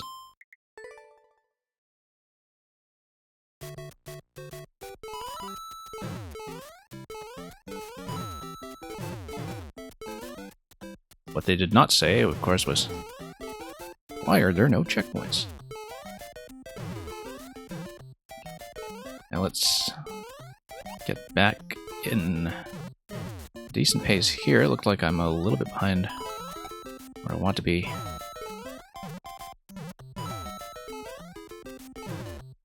Yeah, sometimes that second bounce on the spring underneath the second pow there is pretty helpful. And now we play catch. And miss. There's a very large checkpoint at the end. That's very true, and that's all we need. I even got that checkpoint after clearing the level from the practice pipe, which is why we started all the way at the beginning.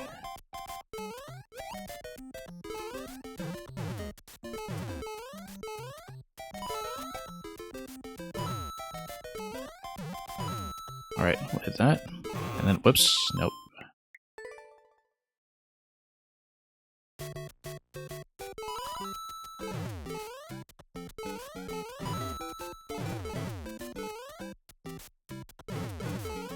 Oops. Yeah, Progan, you're saying not sure how to mask them to be able to steal them cleanly. I wasn't exactly clear on what you're talking about. Took me a moment to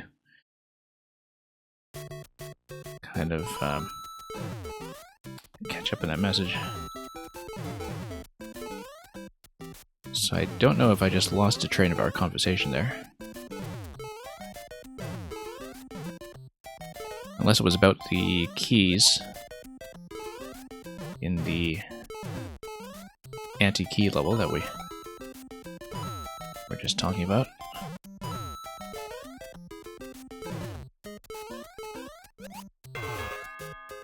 Okay. Hesitated a little bit getting into this stack, but the critical piece is, of course, just playing catch. And doing the repeat over here.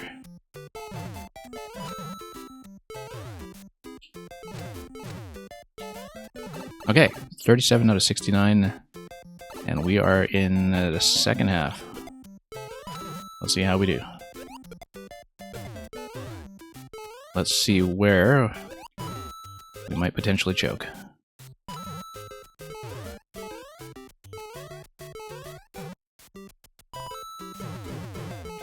Good thing I didn't miss any of those three. That was an occasionally mistake that we were definitely making before. Doing okay.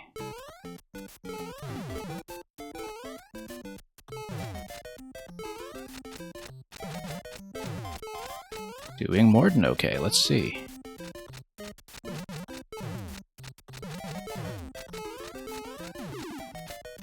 Now let's get over here.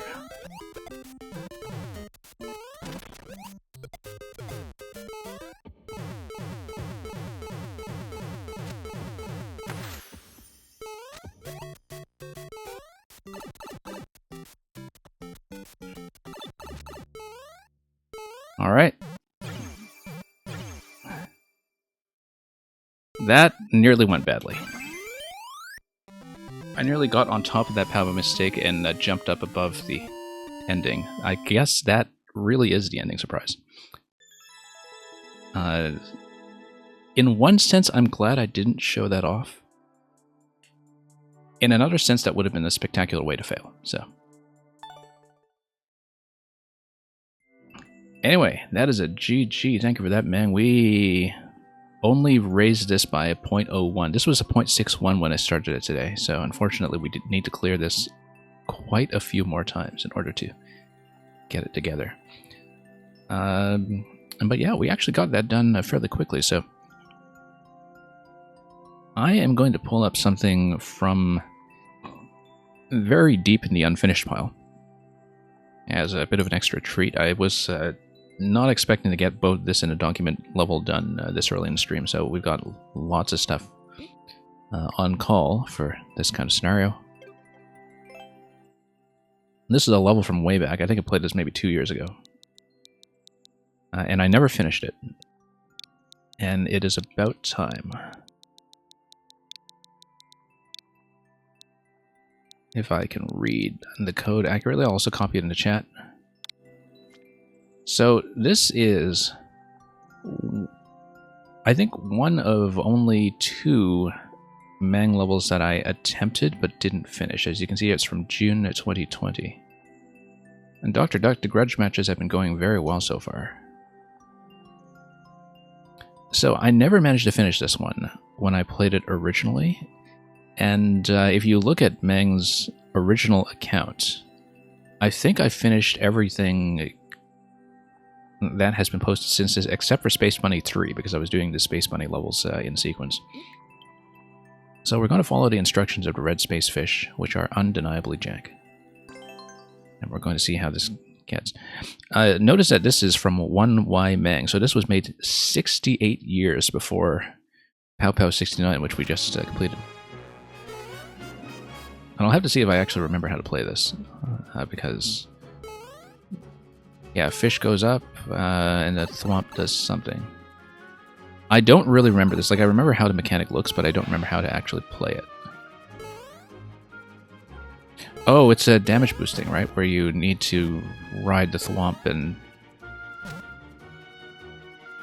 yeah, because the fish actually shows me something important. So this is RE for reset. So we take the helmet, grab this,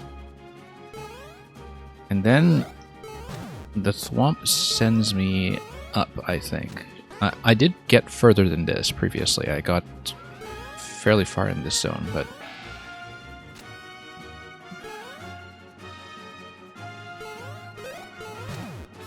but I don't quite recall how to make it work. Yeah, because we're supposed to get projected up to that vine that is on the left of those one-way panels. And I'll just need to figure this out again from scratch.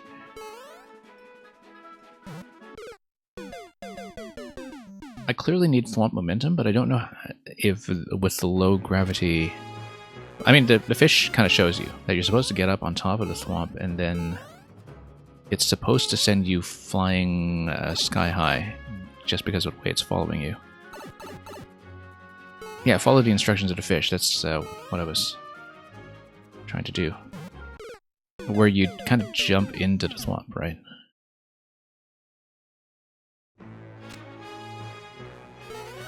Yeah, like you jump diagonally into the Thwomp and it's supposed to send you upwards. No, Luca, I did originally figure out how the mechanic works, and so I do want to try to recover that. It's not going to be like that, obviously. Because I think I probably can reestablish it. Oh, you put a tutorial comment.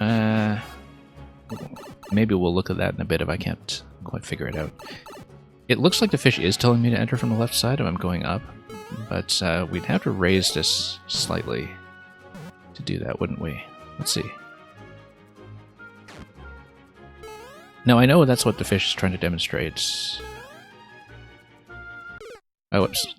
Dropped through that. You're recommending that I turn on the comments? Yeah, I suppose. Let's take a look at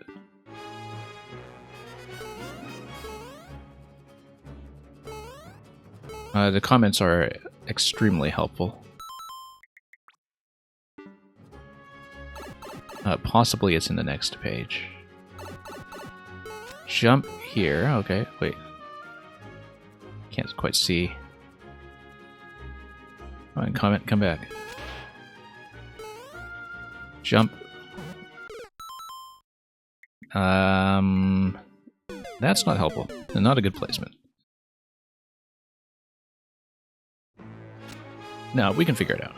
We can figure it out. Yeah, no, you're supposed to jump into the Thwomp, for sure. And then... it's the damage boost that sends you up. I know I definitely managed this when I played it previously. I just need to recall it. Because like I said, I played this 2 years ago, and so... I think I actually want to send the Thwomp up with me. Like, I'm actually... no, I can't, because I need the Thwomp in order to go up in the first place. There's also, you'll notice, a series of hard blocks that is to the left.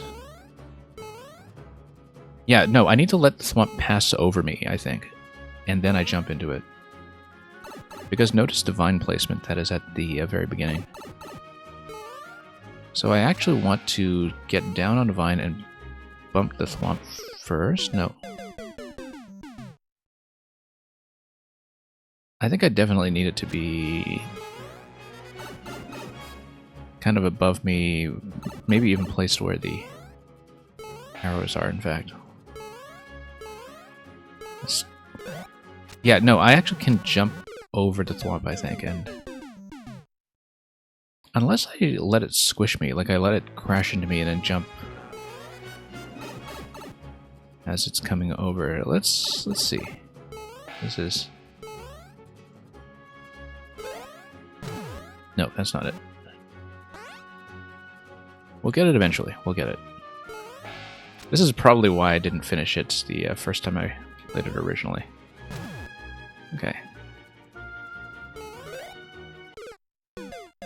Yeah, no, I do need it to project me over, and that's probably how I do it, that I send myself through it as it's coming back, perhaps. Let's try it.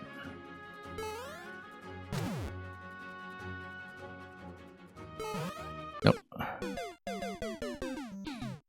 And then jump into it from the diagonal from the side.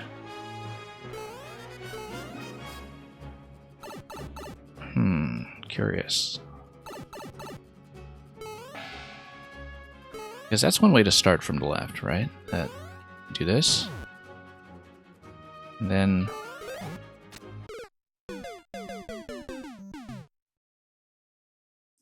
No, I know for sure I got past this segment. Originally. We just need to reconstruct this.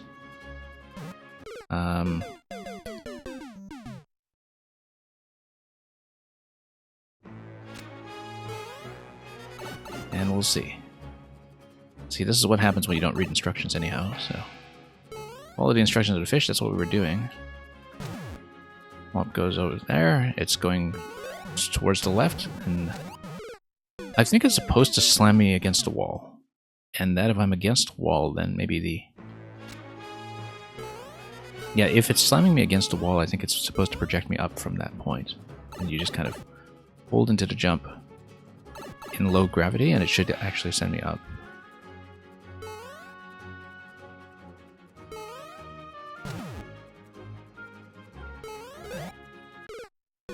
Or maybe it needs to slam into the wall already, and...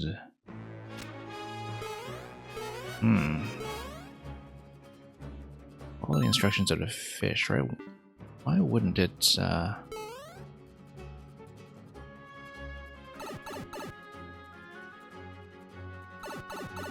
Yeah, Comet Bubble is manifestly unhelpful here, especially because of the airship camera above. Let's wait for the camera to come back down.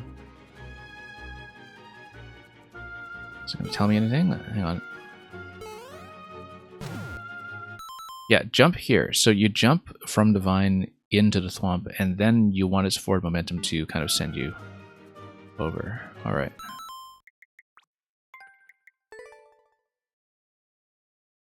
Seize the clown car from the thwomp, yeah. Looks like that might be the idea. Alright. That was inaccurate. I was just a little too low for that, but I think we might be able to do it this way. Let's see. There we go. Okay, except not quite enough momentum holding into that. But that's correct. That's correct.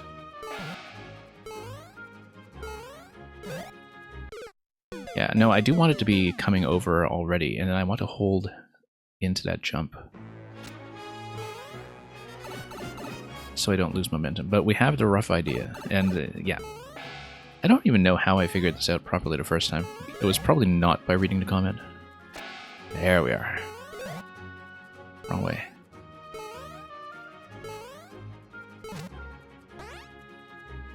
Closer to the center, the higher you go, yeah. We should have gotten onto the vine first. And then... Nope. Oh, that was not great.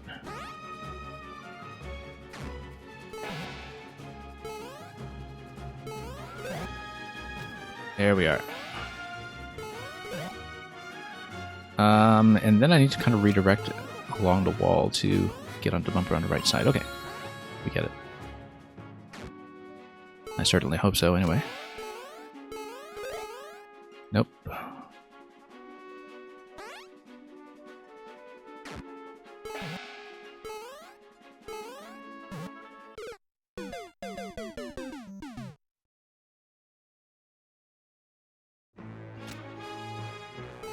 We'll get it eventually, I'm sure.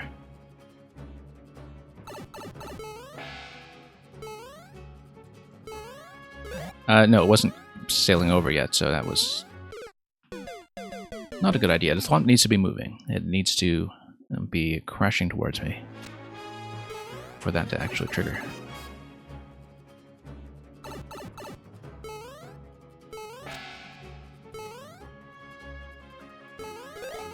This is such a strange interaction.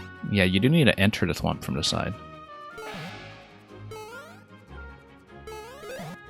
Nope. Not quite.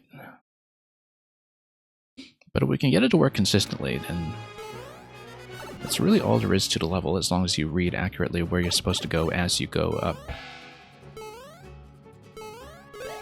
Nope.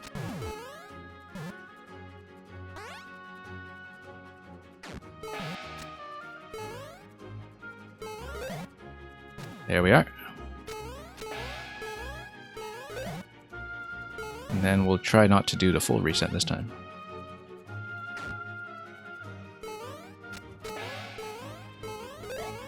Thwomp Vor, yeah, that's basically what it is, I suppose.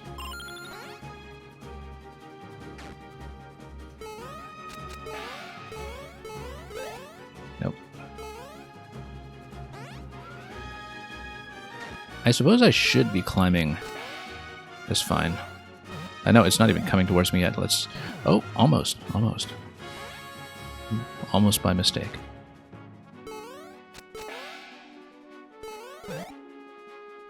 Nope. But if we need to recover, we'll try to recover to the correct location. So we preserve our progress up to that jump. Going a little bit high, I should not be landing on top of the thwomp.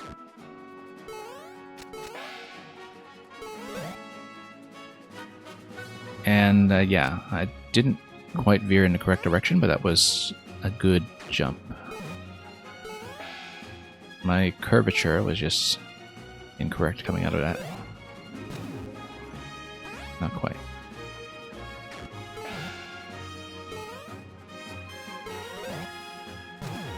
Yeah, so I think out of all the Meng levels that are currently uploaded, I mean, on the original account, obviously, there were a fair number of deletions, but out of the ones that I have already tried previously, this is one of only 2 that we have not beaten, I think.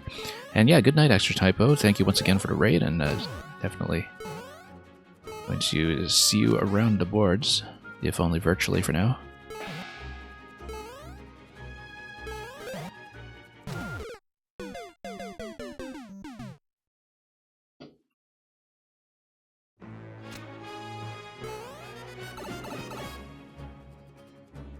And then let's tap this once again. There we go. Nice solid landing. Not so solid landing. Whoops.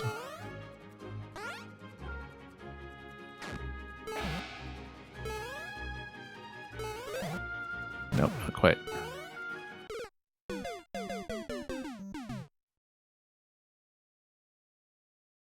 Well, so far we've made it up a thwomp and a half, basically.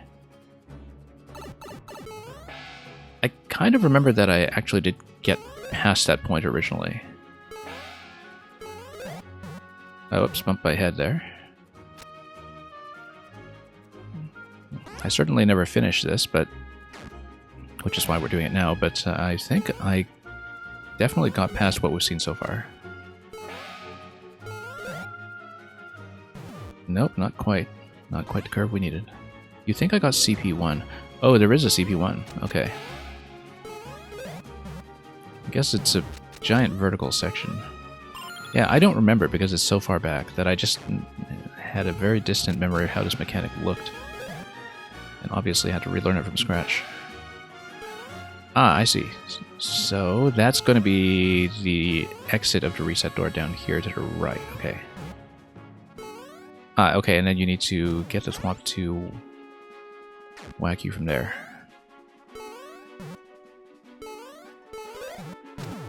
Yeah, I see, and you need to do a fairly quick jump to get into that thwomp. Whoops. Let's not die to that shell, that would be a pretty awful way to go. Nope. Have to do this fairly quickly.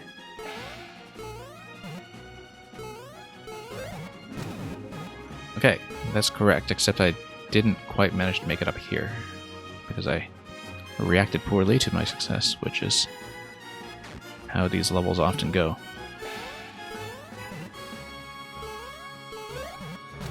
Nope. Yeah, I have to basically double tap that in quick succession.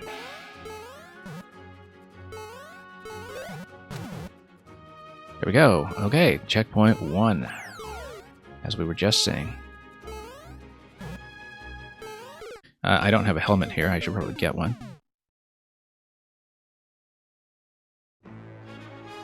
And yeah, maybe I should have, in fact, checked for a door, which would be right here. Whoops.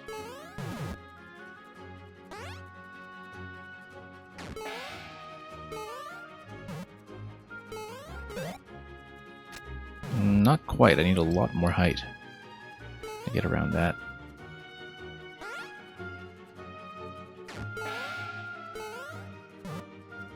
Nope. This guy is quite far at this point.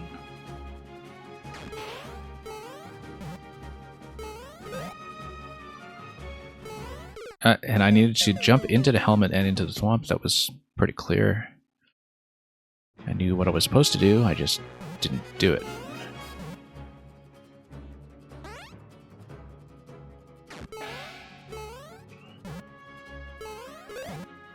Nope.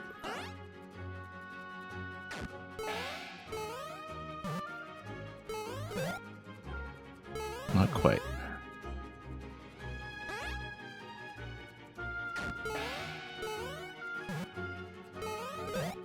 So yeah, the other one that I never finished, I believe, was What's Wrong With You, Mang, which is the one where you have to go off-screen with the propeller. I think that one I didn't really even get past the first few jumps.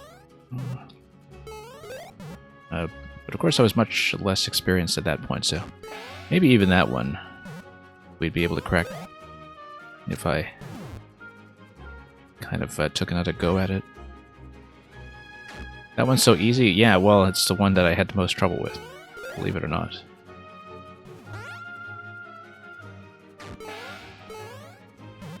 I think at the time that I played it, though, I didn't have a good sense of how far you were allowed to go off screen, and so... okay, back to checkpoint, we just go left. That's important. But yeah, I think everything else on the old profile I have beaten.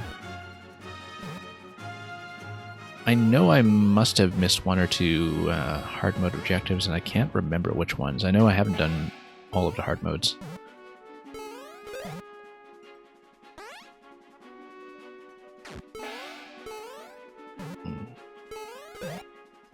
Whoops. It was also when the propeller hat just came out. Yeah, that's probably what would explain the inexperience. Whoops, no.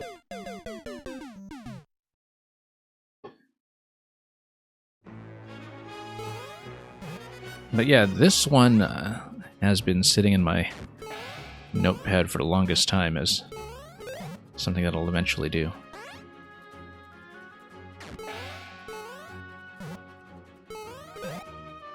I actually do have a text file sitting around of levels I didn't manage to complete on stream that I want to get back to eventually, and realistically, most of those I will just never do at this point. But this one I was, of course, constantly reminded of whenever we went back to the original Mang profile, since, you know, we'd scroll down to it, and very embarrassingly, there would be no red flag on it just yet. And yeah, Fabiotics, this is an extremely goofy mechanic.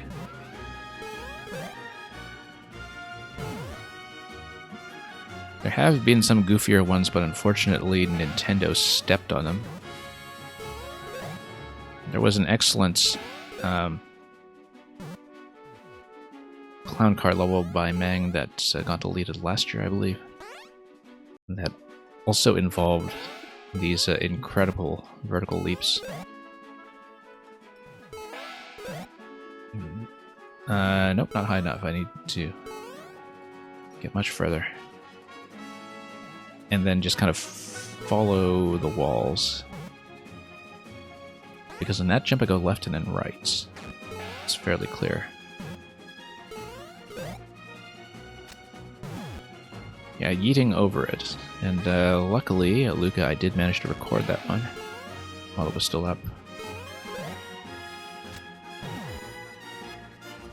Was that last year or was that 2 years ago? I don't even remember at this point. Because I've played many of these, and my sense of time is perhaps quite poor.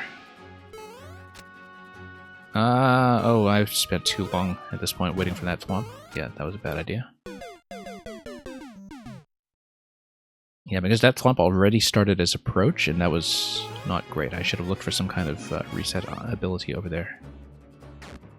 Nintendo deleting over it, yeah. Nintendo yeeted that level, I guess you could say.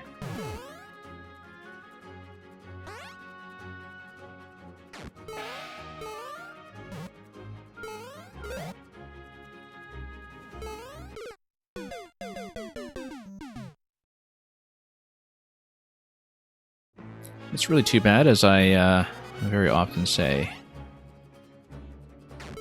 I think, you know, were it not for Nintendo's very aggressive and opaque deletions, for which there isn't any kind of real appeal process or anything, I would think that Mario Maker 2 was in a much healthier state in the long term. Because certainly I don't feel like the discoveries or anything have stopped in this game. I feel like there's new material that's coming up all the time, but it's very discouraging that so much of that gets stepped on as a glitch, and that it's not always clear what will be deleted and what will not.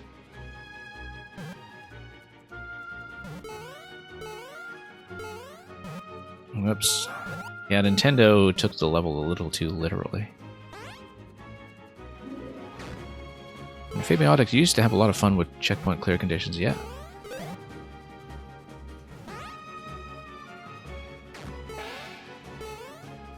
And yeah, the very first thing I made in Mario Maker 2 was something that tried to use as much of the new tool set as I could cram into one level. This was just in the first weekend that the game came out. And I remember finding out on day one that my clear condition idea would mean that I can't place a checkpoint, and I thought, no big deal. People don't really care that much about checkpoints, surely. I mean, they can handle a marathon level that they learn with consistency, like so many of my favorite levels. And I was quite wrong in my estimation of the community in terms of how seriously people desire checkpoints. Yeah, because I basically had this clear condition idea, and I saw, whoops, can't place a checkpoint? That's okay, we'll just do without it. I'm still quite proud of that level, but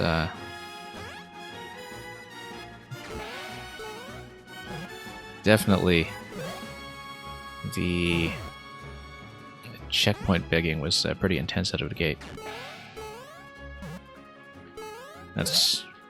Which was why, Mang, I think just before you came in earlier, I was saying about Pow Pow 69 that it was quite nice to see a concept like that that definitely required a clear condition also really have the proper length to exploit the concept to the fullest. That, you know, it was a clear condition level that was not afraid to be as long as the concept should have been.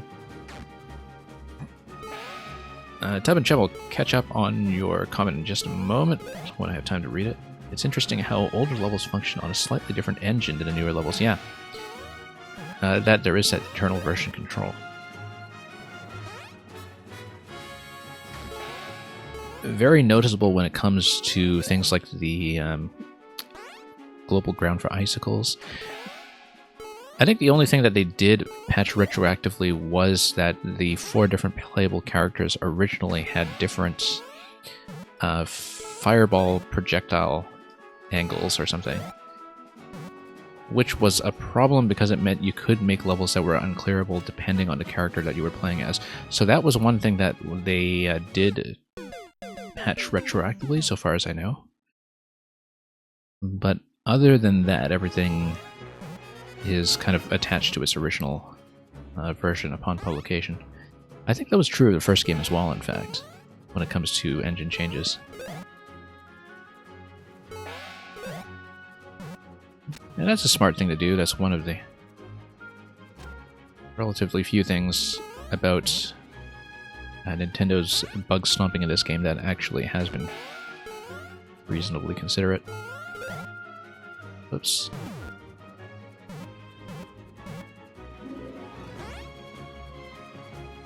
You're saying Mario Multiverse DI program solves so many Mario Maker issues. I've heard of it, I haven't really kept up with it.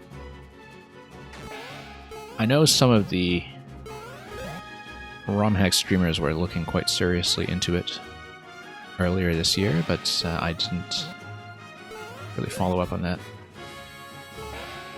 Whoops.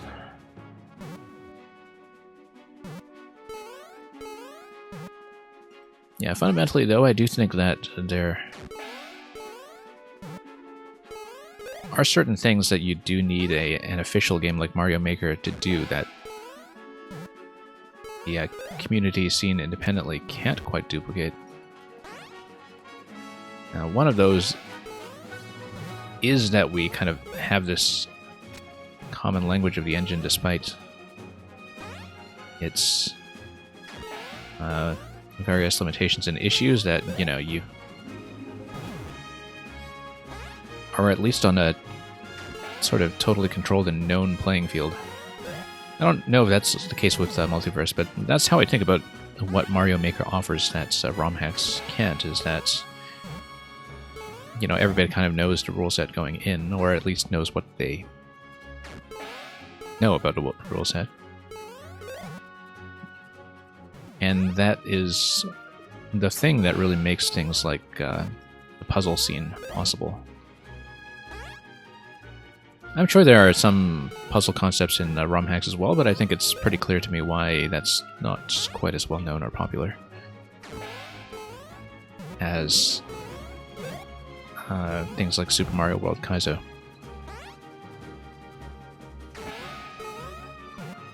Because, you know, when you're solving puzzles in this game, you're solving it from the experience that you have with all the other puzzles in terms of a background in how the pieces work, how the checkpoints work, etc., what the rules of the editor are, and how the maker might have exploited them.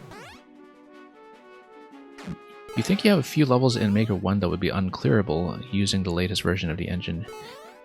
You know, looking at...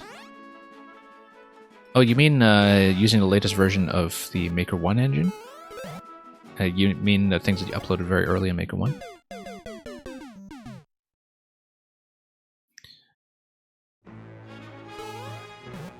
Yeah, because I went back to Maker 1 puzzles last week, as some of you might have seen, and it's astonishing just how many engine differences there are that I've either completely forgotten or just never knew in the first place. But yeah, even over the course of Maker 1, I understand that there were quite a few changes. I wasn't that active in the later years of Maker 1 while the scene was active. Like, I caught up on a lot of Maker 1 after the fact, so I didn't really see some of that evolve in real time, but I understand that even things like the pink coin checkpoint logic did get modified at least once, if I recall. I don't know if that's true off the top of my head, but something at the back of my mind is telling me that might have been the case.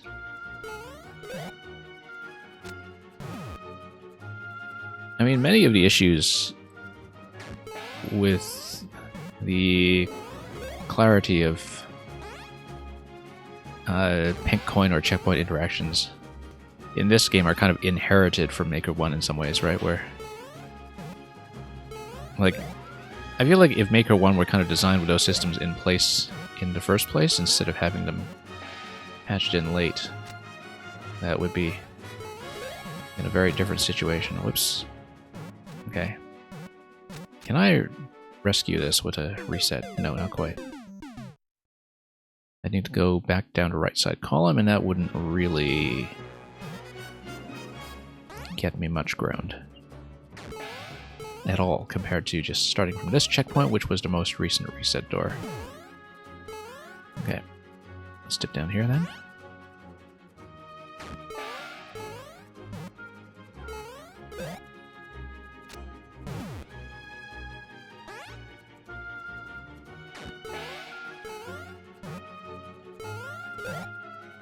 And yeah, not quite. Then that's why this jump is right after checkpoint, I suppose, and right after the reset door. Because it is a little bit strange. Whoops.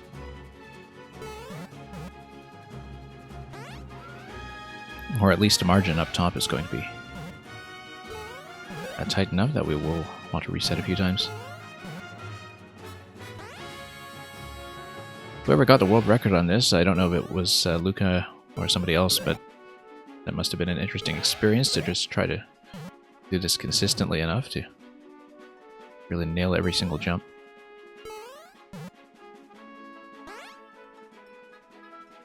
And I suppose if you're a much more accurate player than I am, that's not too tall an order. Whoops.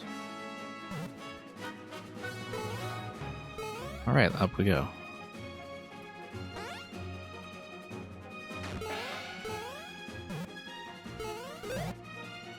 Okay. Okay, we need to go immediately here. Nope. Too slow. Now, yeah, no point to drop back down. I think we would be doing the same reset. No. At that point, may as well just take a death.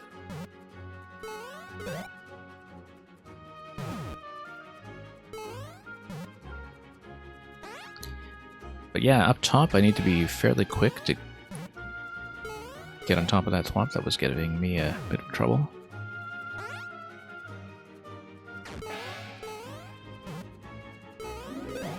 Up we go. Nope. I was trying to bend back to the left at that point, and that was not quite going the way I wanted.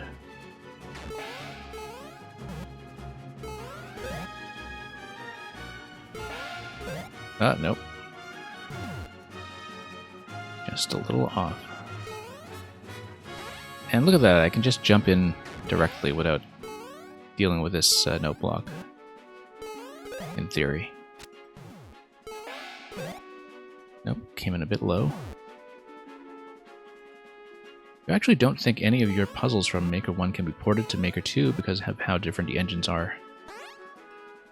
Yeah, with the one-way mazes in particular, that depended on where you were able to stand on top of a one-way panel, or when an object would be detected as passing through.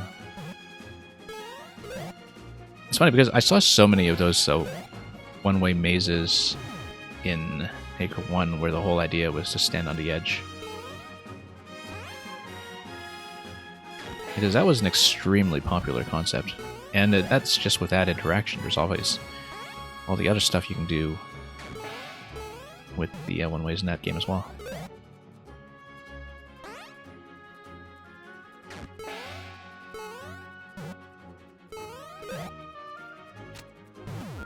Yeah, I was quite unhappy with what they did with the icicles in this game. I'm glad that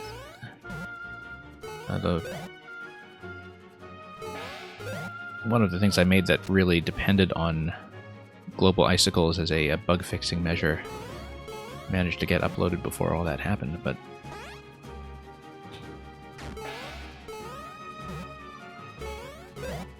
I can see why it might be an issue, like if you just have a massively smabbable part like the icicle being used as a loading tool.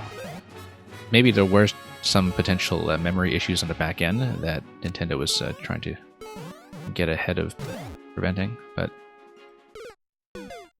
so from a kind of back-end programming perspective, I can understand why you wouldn't want a potential memory vulnerability or something just from keeping tons and tons of objects loaded in a category where they shouldn't have been. But at the same time, it was a huge loss for the game. An absolutely huge loss in terms of just how much you could do with a sort of one wide piece of global ground that was on the icicle budget. The thing they changed about icicles was that in one of the first patches for Maker 2, they removed its global loading property. That's objects on icicles would no longer permanently stay loaded. And yeah, Perkin, what was even the point? I mean, obviously that was never made clear to any of us explicitly, but I suspect that it was an unintended behavior that would potentially lead to some kind of memory management issue if people really kind of exploited it to the max.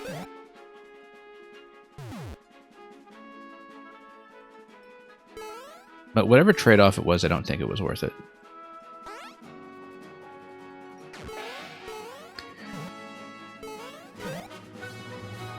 Like, there are so many things when it comes to Mario Maker and its toolset where we might be telling ourselves, or Nintendo might be telling themselves, wow, this might not be good in the hands of the wrong makers or bad makers or people who don't know what they're doing. But I think the trade-off is always worth it. Like, I mean, I guess I'm coming from the perspective where I simply do not care about the integrity of the endless mode experience or the multiplayer experience. As long as we see lots of mechanically creative concepts thrive. And so, obviously, I'm speaking from a perspective that's not that of a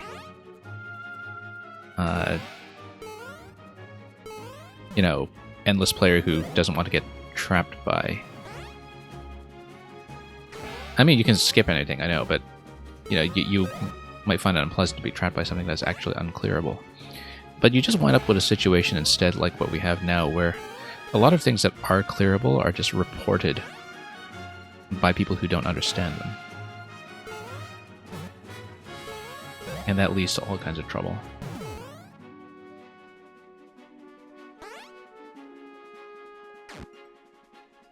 Global status for objects should simply be on a limit where you can add any type of object to it. If some objects add a lot to memory, add more than one unit, yeah. I mean, it makes me wonder about some other changes too, like the global property being removed from burners in this game. I actually kind of wonder how much of the Maker 2 engine was just a rewrite from scratch, with discrepancies that weren't really even design decisions, but were just oversights and edge cases that ended up being resolved a different way in this game than in Maker 1, simply because the developers didn't think it would particularly matter. There are some things that seem clearly intentional in terms of edge cases, like the way that entity limits are handled. Like, I think entity limit overloading is definitely kind of a developer-intended behavior with the way that is managed. But some of the finer points of global loading might not be. Snowbear, welcome.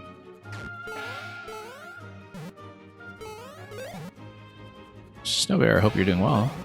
That streaming has been a blast on your end, too.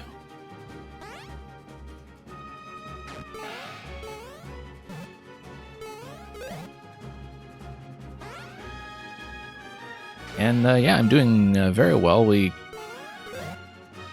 got through some levels quickly that were previously giving me some trouble when they were submitted over the weekend. We just blasted right through them. And so I've been going back to this one, which was a level that I had left uncleared from almost 2 years ago, and which has been kind of been sitting in my to-do pile ever since. And it was about time I finally got back to it and ticked it off my list. And because this one had been kind of a dangling matter of unfinished business for far too long. It's a fun mechanic, but one that I obviously have tons of trouble controlling. Whoops. But I suppose that also makes this level a good one for conversation. And then I'm just trying to nail this jump repeatedly. And we can have a completely separate talk about the game engine at the same time, which is not something I can always do. Okay, nope, still too low.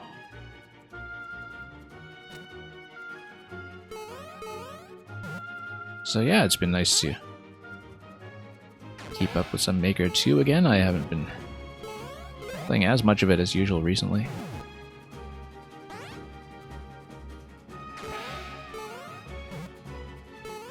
Yeah, Snowbear, I'm trying to remember if you were one of the streamers involved in one of the recent level contests that I understand has been this massive collaboration. I know a lot of those have been coming up recently. This huge kind of multi-streamer contest extravaganzas. The one I'm thinking of is the one with the like escort levels, I think. I don't remember the name, but I know a bunch of people were in on that. I'm still catching up on puzzle contest levels from months ago, not as a judge, just as somebody playing for fun. The one with the 10 judges, there have been a few that have tons of judges. Like, I've been playing a bit of Towerscape, which was the puzzle contest from back in February or thereabouts, which some of the players are still judging, as far as I know. It's not actually over yet, because there were so many submissions. The levels were generally quite lengthy. Nope, still missing this one. That's as far as we've gotten, is this jump here. Yeah, Tub and Chub, if you only had the Toads from Story Mode, or for that matter, the Heavy Stone, which would save so much budget in terms of, you know, having to do all these chump stump setups and everything else.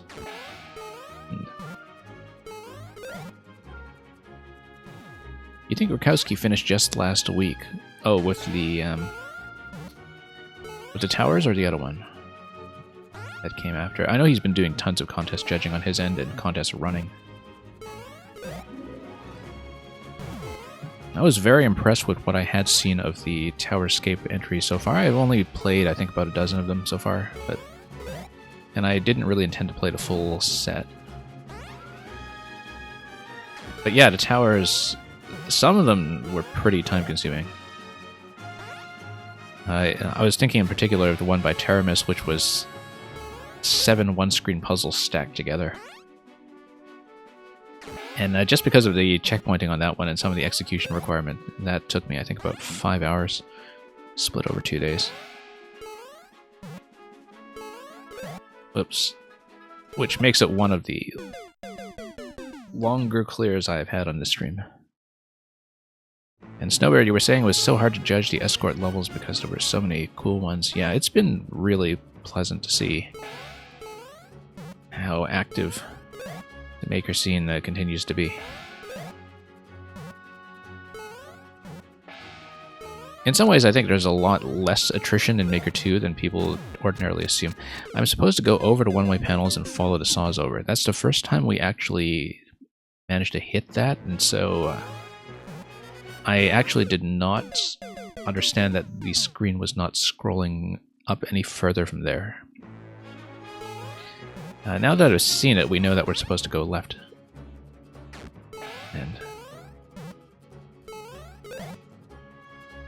And yeah, DI Progan, especially with a lot of the contests that have happened since late last year, the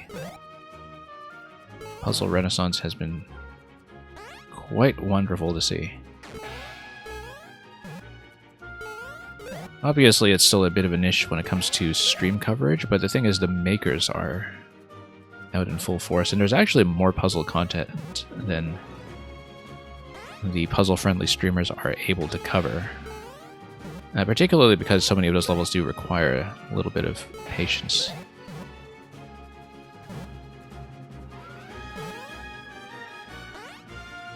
I mean, I really cannot keep up with the puzzle content that is being generated.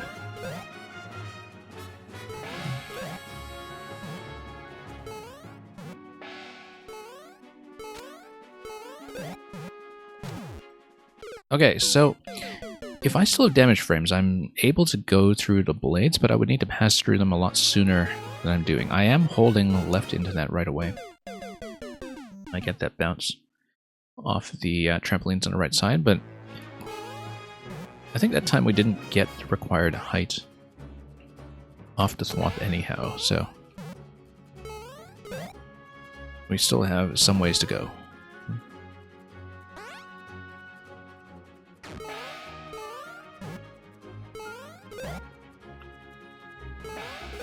So yeah, I might do another all puzzle stream later this week, but we'll see how things go. The scheduling has been a little bit volatile lately, hence the very inconsistent times and starts and so on, but as long as we're getting the levels done.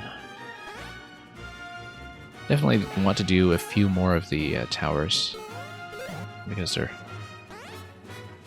were a handful remaining that came highly commended that I have not taken a look at yet.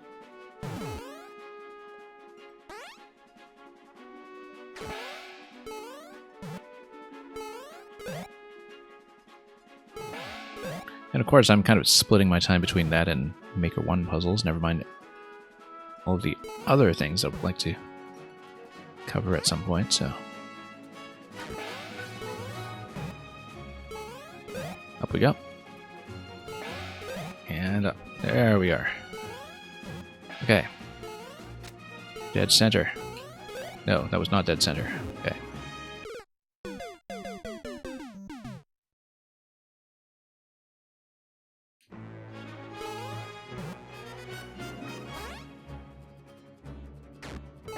Did I ever end up beating your puzzle with a seesaw and a flower?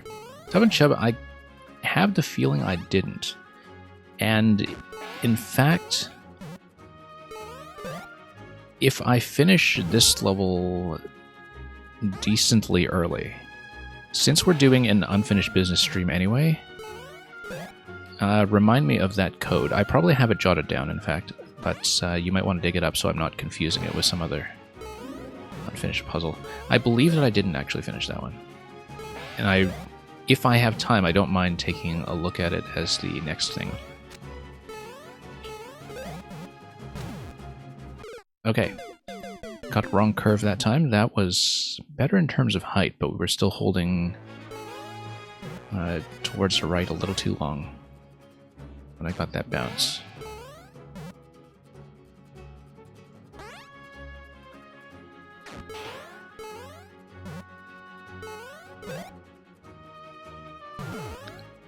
And yeah, Tub and Chub, I don't know how long I would be able to stick with it today, but I certainly do not mind taking a look. And even if we don't get a clear on it later on today, if we do have time to start it, I would be able to follow up with it further if we do have some kind of puzzle catch-up stream later in a week, so it'll be helpful to have that code handy regardless.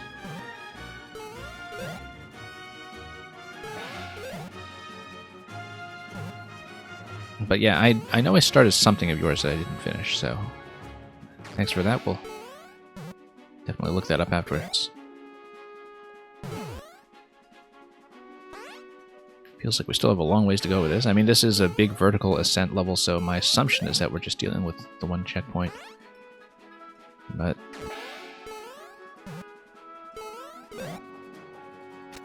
we are. It might have been re-uploaded since I last played it. Okay, good that you sent me the current code then, because even if I had jotted it down, it might be something outdated. Not quite enough height.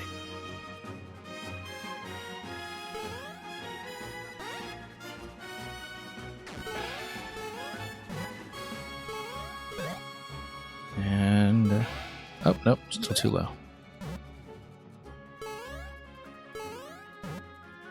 I can see why I only got as far as checkpoint 1 last time, but I think I did get past the fall though, because I remembered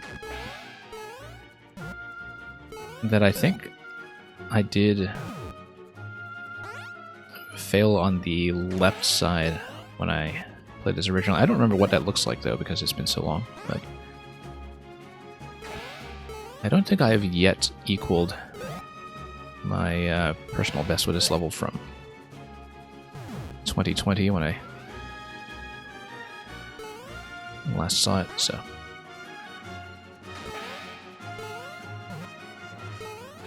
I could definitely do it a puzzle after this one, actually, because, you know, just the repeated motions here of trying to hold some of the jumps is going to have me clamoring for some kind of break for my fingers by the end of it. Okay, up we go. Nope.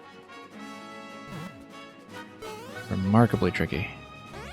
It's not even that many jumps.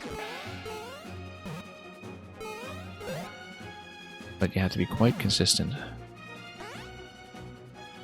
And it's coming off the top that was getting me into all sorts of trouble.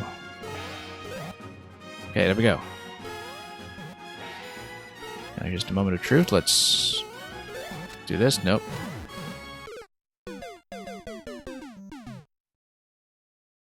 Yeah, I just need a really good bounce going upwards.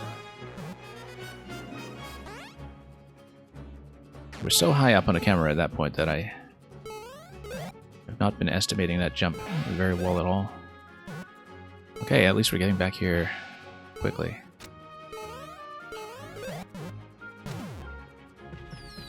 Oh, and all of the right arrows were, of course, telling me to go right, and we weren't listening to that properly. Or rather, I was reacting to that a little bit too late. I was so concerned about making sure I was hanging far enough to the left, since that was previously our problem. It's a new record, though, at least with this sitting. Yeah, maybe I hadn't gotten that far previously. I don't know. It does look familiar, though.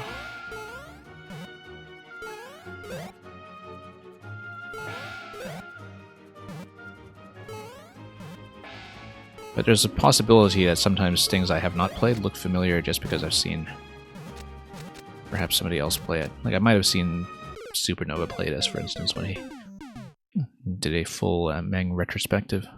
I don't quite remember, though. Again, because this was quite a while ago by the standards of this game.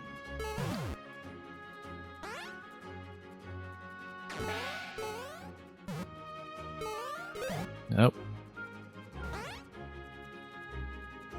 Well, at least we know what's going on that side. And we've seen it. It's very well disguised from this part of the level that I'm playing right now. That the vertical drop later is something that's completely invisible to me at this stage. And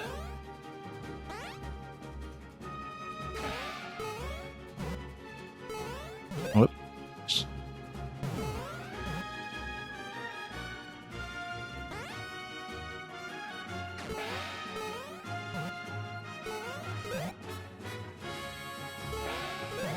And then up we go. There we go.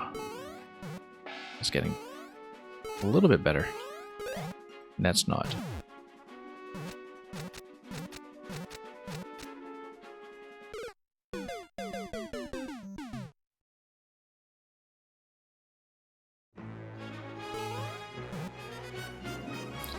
Okay, let's try this.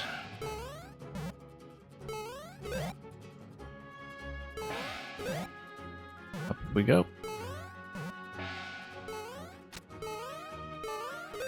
Nope. I'm always trying to get into that one fairly quickly. I don't know if that's the right approach. But definitely I think it's just my entry location to that third thwomp that is consistently a little bit off. And by that point, you need to react very quickly to whatever bounce you do get.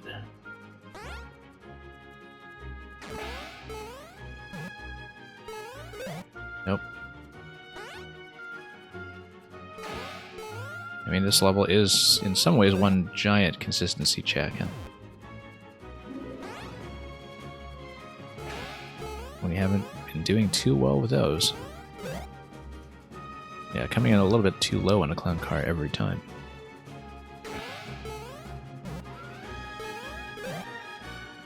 Okay.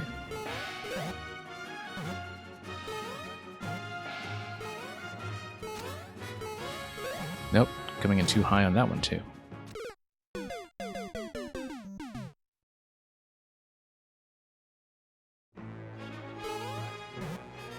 Well, this is why I'm glad I took some time aside for this one today. How Pow 69 just took me about half an hour to finish. This one we've been on for about an hour so far, I think. But of course I did need to relearn it from scratch, and we spent a lot of the early part of this level just fumbling around with the mechanic, trying to recover a very distant memory of it.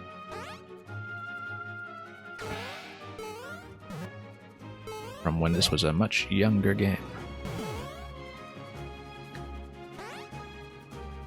Of course, since then, we have received no particular content updates, given that this engine was pretty much finalized in, what was it? I want to say April 2020.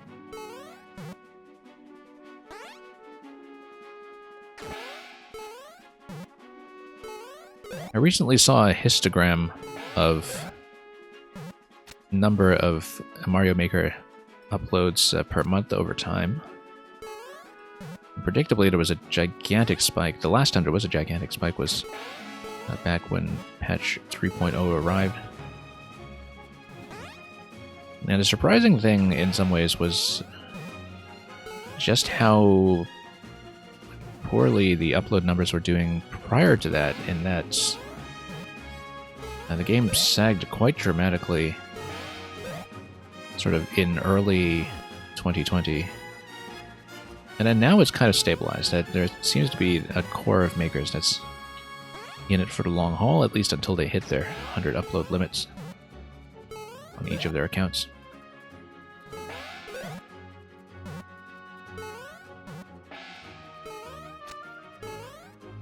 But yeah, the 3.0 content patch did quite a lot to complete this game properly and keep it going for the long term.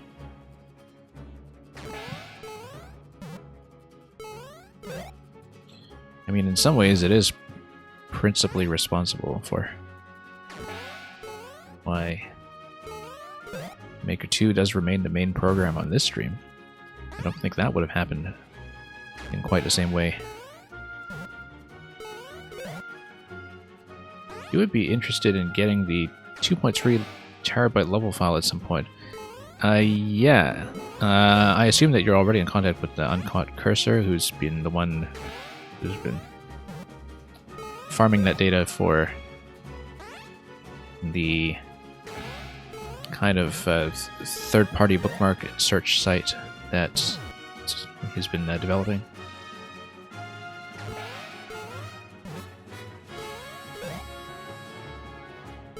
Uncaught Cursor does drop by this stream every now and then to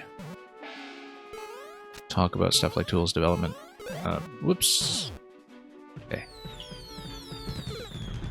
Okay, I hesitated a bit. As you can see, there is an exit pipe at the very end there, so maybe we haven't cleared that previously, because the red pipe is right at the end of that curve. That if you manage your momentum in such a way that you kind of hold right all the way during the fall, it should get me directly to the red pipe that is the finish.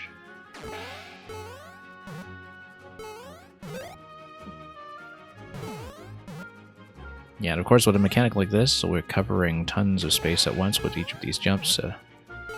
There's only so much this level is able to throw at us just because of the amount of real estate that we have to cover as we're moving up and up and up. Alright, there we go. Oh, nope, not quite. Camera didn't quite get where I wanted that time.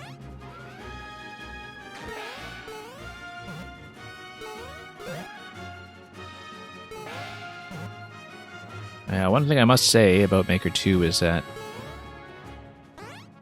the camera scrolling is a pretty dramatic improvement on Maker 1. I mean, obviously it does break a number of Maker 1 concepts. But in terms of when it tracks your vertical scroll, I generally like the Maker 2 behavior quite a lot better.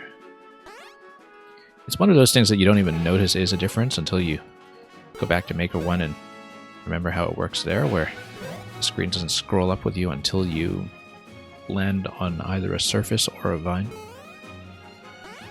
So it always feels like the camera is kind of lagging behind. It's very good for concealing information, of course, but you know, since it's much harder to get the camera to come up with you. And we played a number of Maker 1 puzzle levels that depend upon that particular behavior that is no longer present in this game.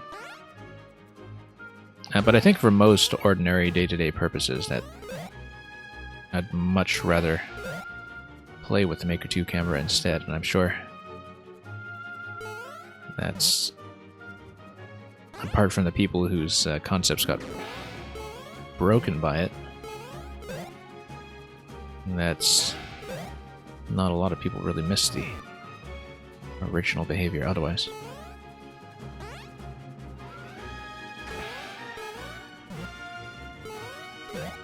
It's funny because if you go back to the original Mario games, the camera behavior isn't something that you necessarily think very actively about.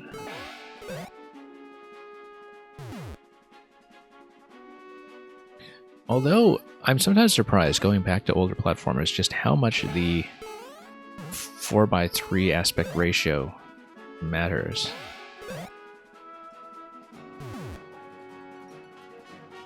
I played through all of Yoshi's Island again back in 2021, for instance, and you know, Yoshi's Island, or rather the Yoshi series, has this reputation of having become substantially easier since Yoshi's Island.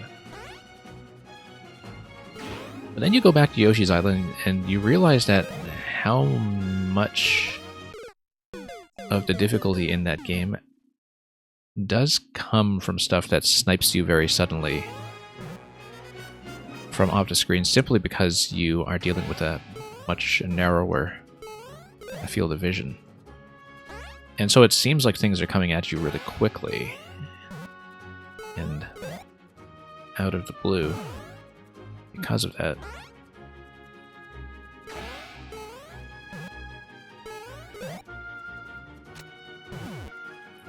I think sometimes maybe, you know, your sense of speed with 4:3 aspect ratio is a little bit different as well.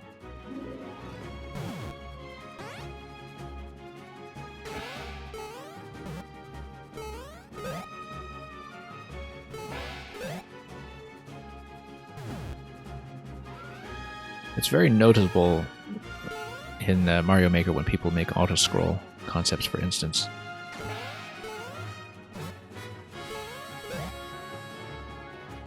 Especially in the older styles where you can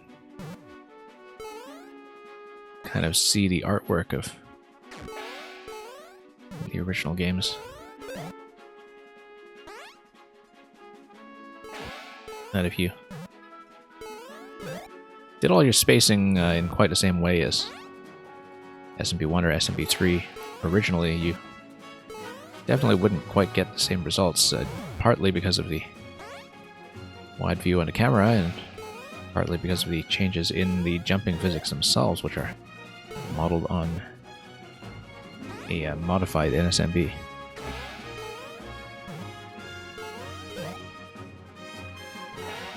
Whoops. Okay. No, I keep missing that. It's only 3 thwomps. We've been on this a remarkably long time, given that. It's funny because the resets are so long and yet the clear rate is all the way down in 1% or so.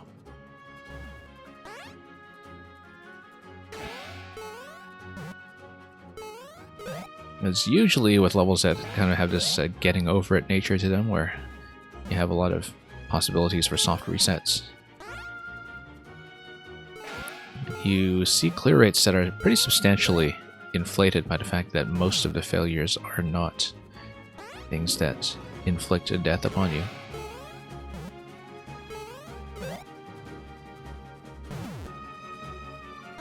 And so the fact that this level is still, despite that, down in about the 1% range tells you just how much people must be struggling with it. Much the same way that I'm demonstrating right now.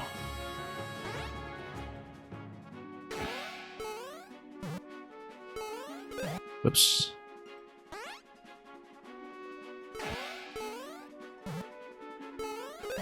And there we go. Much better bounce that time. Not quite. Yeah, so what I'm doing is I'm jumping. I'm kind of letting up on the jump to try to steady and aim myself. And then I'm holding the jump again as I enter the thwomp, as though I were trying to get a high bounce off of an enemy that I'm landing on top of. I wonder if that is correct, or if maybe there's a way to do the input here that is a lot cleaner when it comes to getting the bounce. I feel like I've already kind of found a sweet spot, though. It's just that we're not landing it consistently.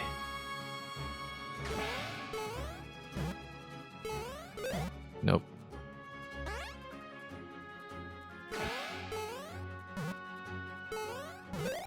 Nope. Getting a bit worse with this one, actually.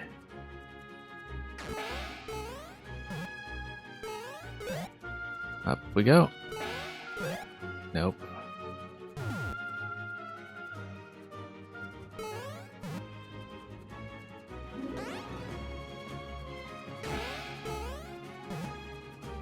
Well, it'll be satisfying, I'm sure, when we finally do get this one.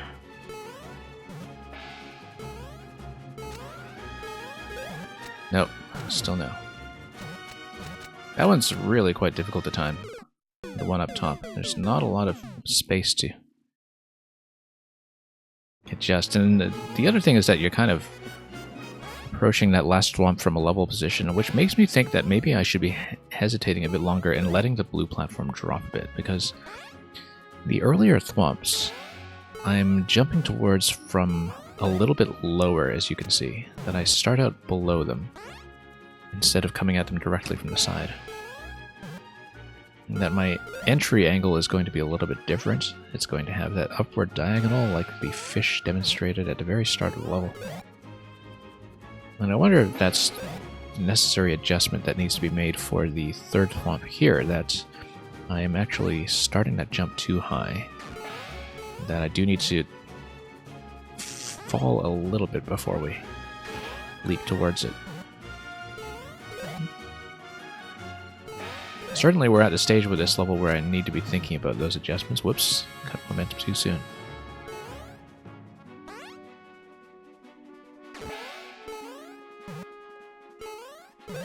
Given how long we've been taking with each of these successive jumps. Nope. Remarkably tricky.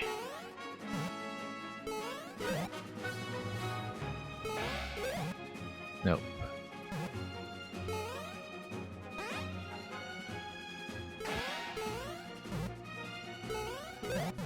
Yeah, in some ways, despite how few jumps you actually need to handle, I feel like this is one of the tougher Mang levels in terms of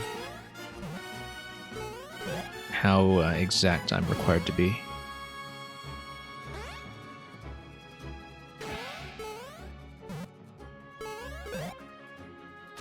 I mean, obviously I perceive it as one of the harder ones because I haven't cleared it, which, you know, always makes something look like the most difficult thing you've done so far in some ways. If it's a result that is as yet unknown, to know how long it takes to get through it, still low.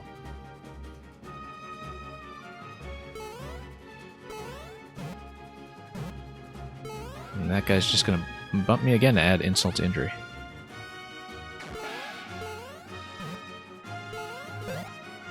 Nope. Came in low on that jump.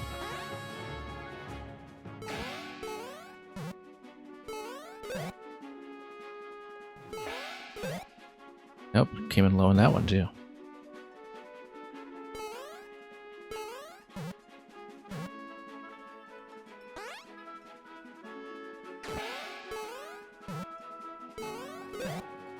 Up we go. Nope, overshot.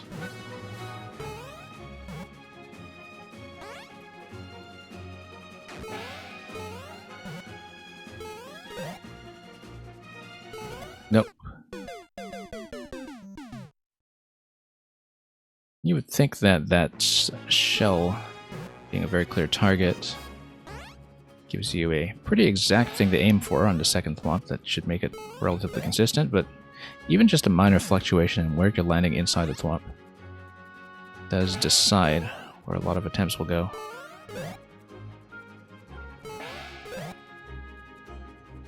As you can see right there.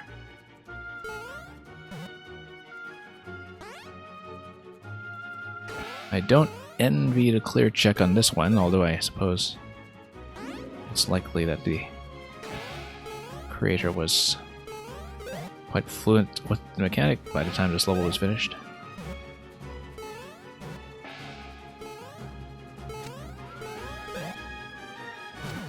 Nope, how come I didn't get the bounce? Thought I was high enough. I think I just veered left before I actually made contact with the springs on the right side, and so I never got bounced to the left to begin with. Still the best attempt in a long time, though. I haven't gotten back there very often.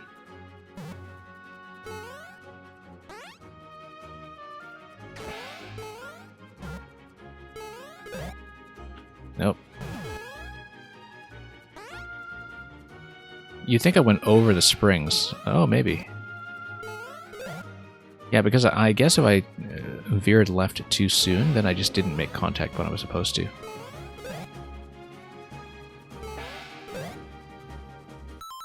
Just a moment. Let's redo that.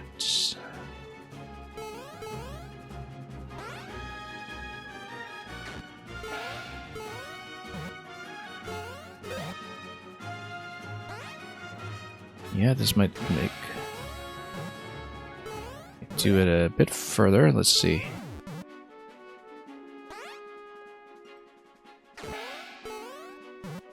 Just need to get back in order. There we go. Nope, still no. Once again, camera seemed to lag behind me a little bit that time.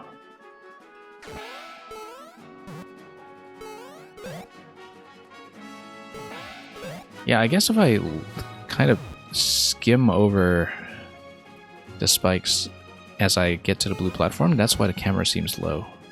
But usually if I have a higher arc and land towards the blue platform, then the camera is much more favorable.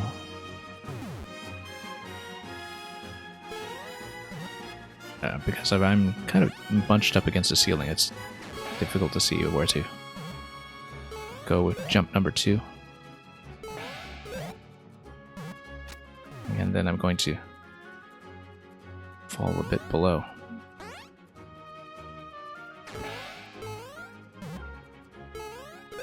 Nope.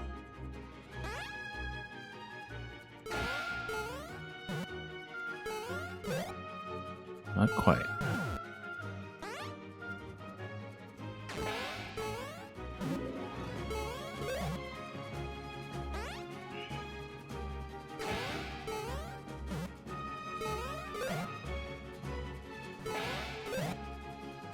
Yeah, considering that this section is literally just 3 jumps, 3 major jumps, it's been quite tricky. It doesn't require a lot of movement from me, but it does require accuracy. Nope. And the requirement for that is fairly strict. Nope.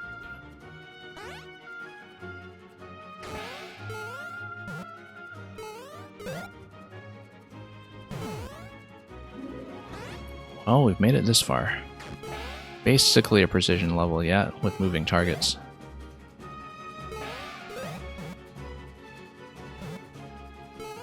Well, it's funny because the range of movement you have when you're in the air is actually very flexible. It's just that landing in the thwomp is extremely exact. But the aerial movement gives you plenty of space to work with, even with the fall that we've been failing on in the very end.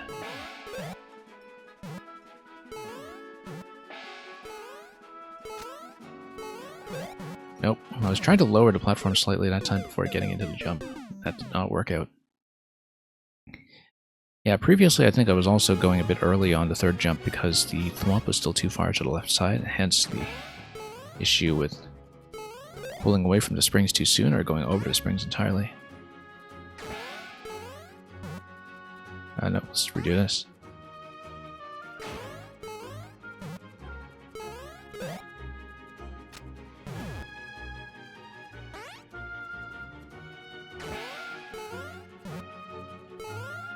Nope.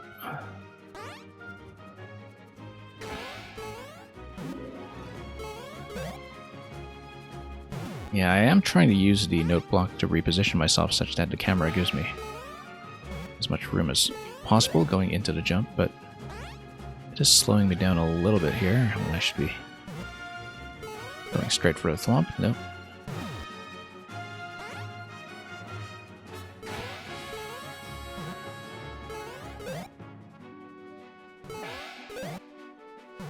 I'm surprised I made that considering how low we were on both of those jumps.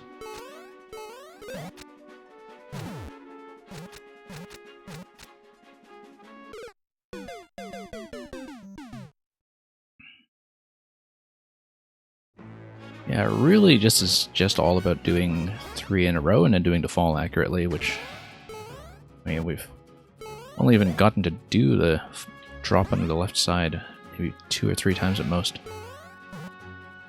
Not much time to break that. Wow, I went much higher that time. That was significantly better in terms of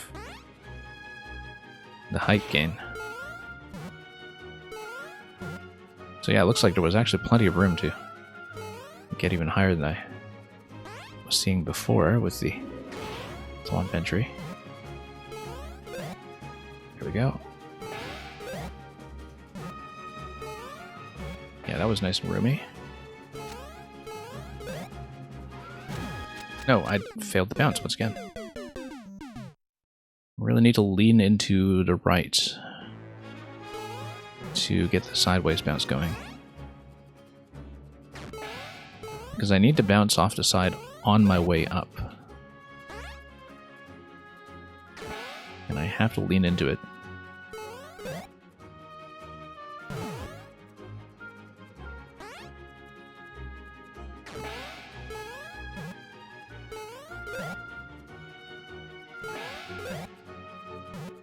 Okay, there we go.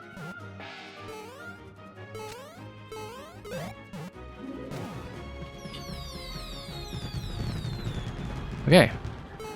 Almost thought I was going to run into something there at the end for a moment. Naturally, we're going to see if I can go over the flagpole and do something on the other side. There's one-way panels over there. Well, of course we're going to check, and that's okay. Taking the flag is just fine. That is just fine with me. Well, at long last... Oh, actually, only about 50 minutes past checkpoint. That was not too bad. That's not as bad as I feared, actually.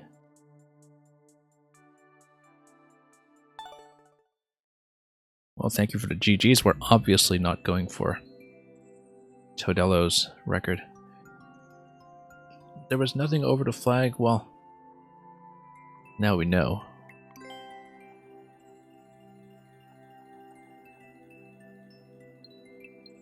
I finally won. Cupcake was not too pleased with this. Gilmore was quite pleased with this. Or maybe he was, considering that the thwomp is smacking him. Okay.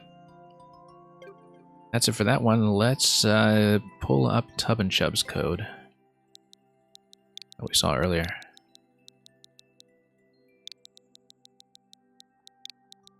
Now, like I said, Tub and Chub, if I had trouble finishing this puzzle previously, and I'll probably have to recover it from scratch, I don't know if I will be able to stay long enough to solve it today. But we'll at least take a look. 3-minute record on this. I guess people haven't really been trying to break this thing. Oh, this one. Yeah, this one. Yeah, no, it was re-uploaded. I don't have the flag on it, not even the white flag, as you can see, because I did try something unintended with this when I last did it, in terms of sending objects back and forth, I think. So, Bang, you're going to head to bed. Well, thank you for dropping by to see both of those levels today. I'm glad we finally got some of that done.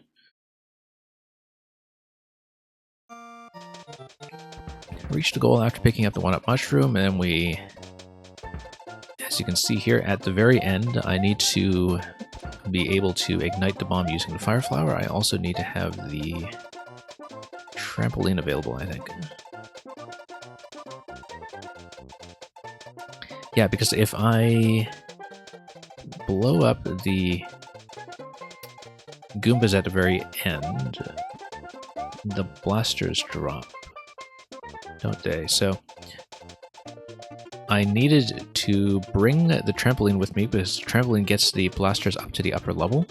I clear all of them up to the upper level, and then I use the flower to ignite the bomb. So the ending condition is bring the flower and the spring with you. Now, let's see here.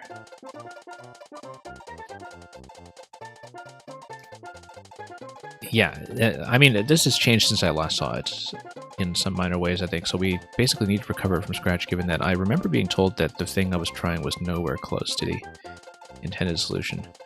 It is something to do with the seesaw weight, and multiple activations of the on-off that eventually take you to the key door. Now, what was holding the key? We need to recall this. The key is tucked in the top right corner. It's under the score line, as you can see there.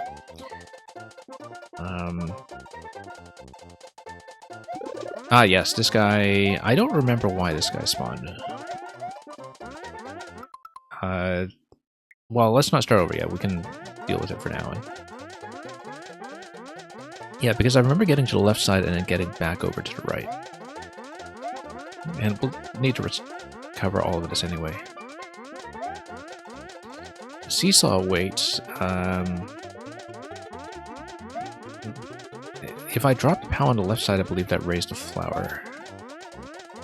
This is the only flower that's available to me, though, so if I grab the flower, I can't lose it on my way out, because we will eventually need to get through the key door with everything intact. Also notice that the key door is above the cloud. I cannot go through it unless I'm ready to have a one-way interaction over to the pipe. That once you go to the key door, you are committing to the ending, and that's how the gate is constructed, such that you can't dip into the ending screen twice.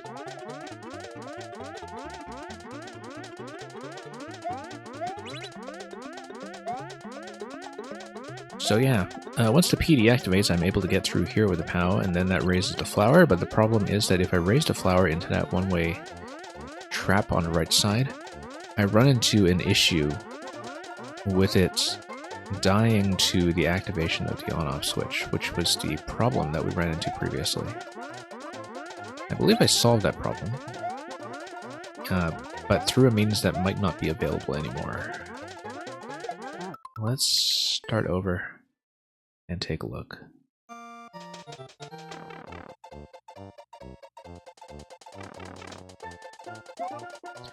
Okay, let's not jump on this guy yet, because we know there's a mantra in it that I don't know what to do with just yet.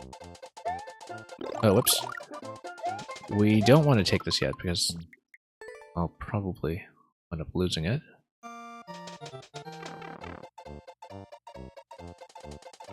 We might want to brace this with something, like place something on top of the cloud. Such that the flower doesn't get lodged up to that position when I lower the seesaw on the left side. I need to lower the seesaw on the left side to access the on-off switch in the first place. But I cannot lose access to the flower when I do that. So the solution is to put something on top over here. It won't be the P-switch itself because I need to activate the P-switch. It could be the POW, but then I would not be able to activate the POW. I do have access to multiple P-switches, and that's something that's very important to remember. If I hit a P-switch, I need to hit the on-off switch in order to return to the right side, and you have an item check with all the cheap-cheeps on the right side to prevent me from smuggling something back like a second P.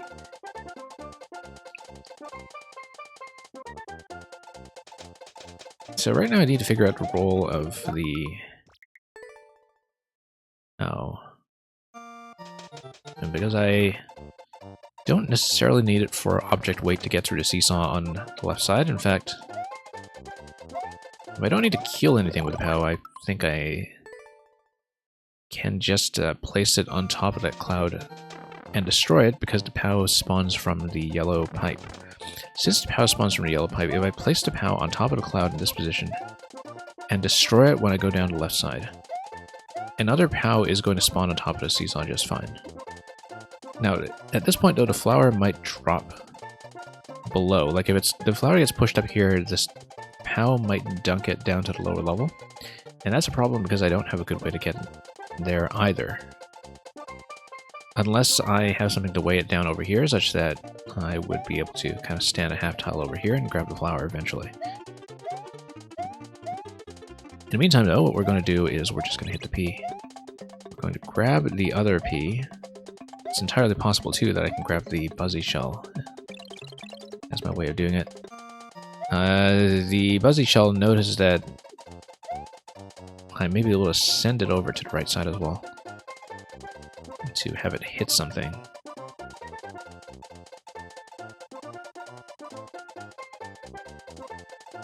Notably, it looks like I need to upthrow an object under the key in order to grab it, but yeah, it's going to dunk the flower. And then we do need to grab the 1-up mushroom before exiting, so that's important because that means that I will require a POW activation to kill this muncher. And that we need some additional back and forth switching of the on-off switches at least twice more in order to get it through. Because the mushroom needs to come over to this position, that's going to be the second on-off activation. And then we need to activate it again using that. So, for instance, this is accessible with a shell on the right side. If we came back around, we would be able to get the on-off. But notice that the flower is now up on the right side. If we had some kind of POW activation at this point, though, you'd be able to send the 1-up mushroom through. But we don't have that.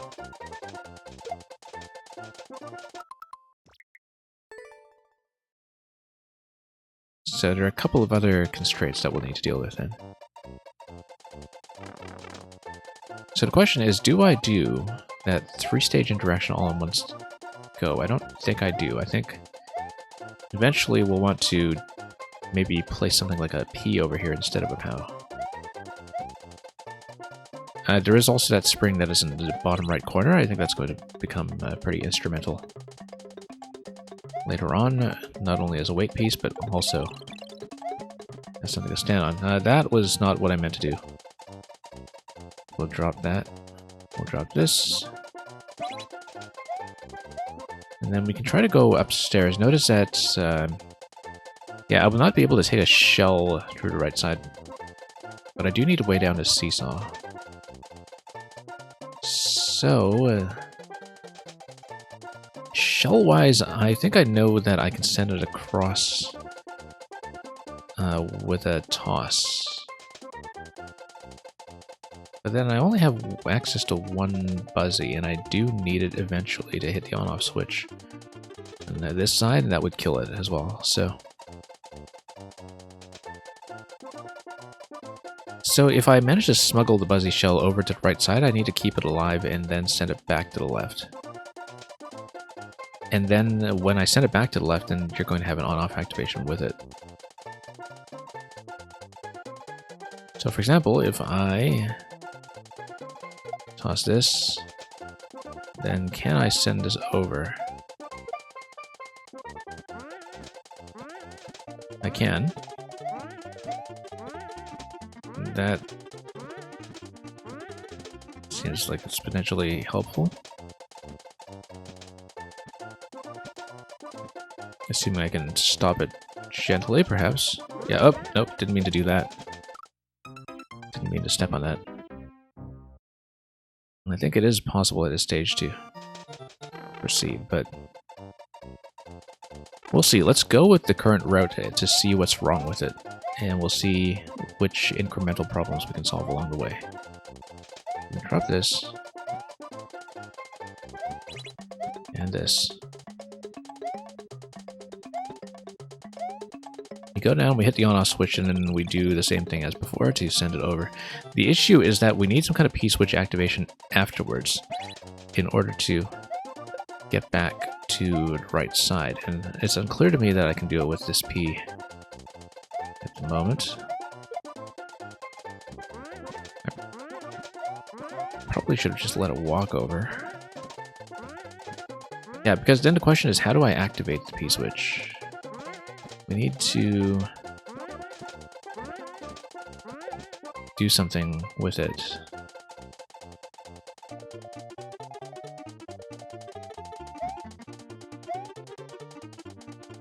Like, something needs to step on that P.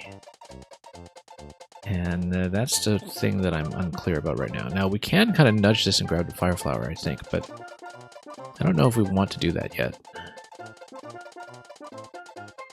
It's quite possible to do it. Also noticed that, yeah, so the Buzzy is something that I can throw up to the key, and it should be able to walk its way back over if I do so. So I think that's another thing that we can kind of partly resolve right now is an up throw with the Buzzy Shell will be the way to get the key. Oops. Nope. That's not what I wanted to do. I wonder why the up throw is not working there. Oh, probably because of this spacing.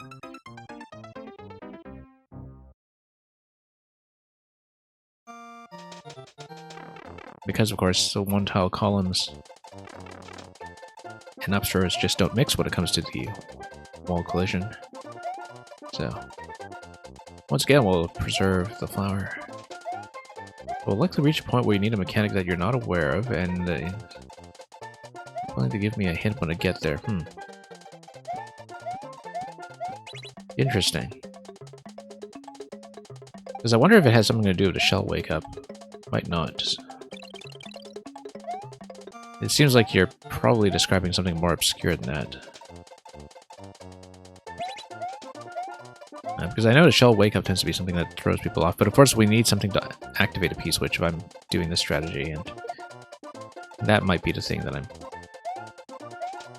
unable to see currently.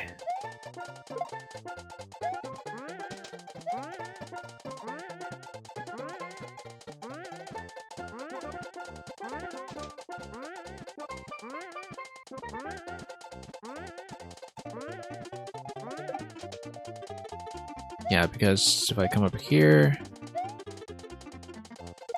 Okay, that is able to come down. Great. Also able to grab this guy.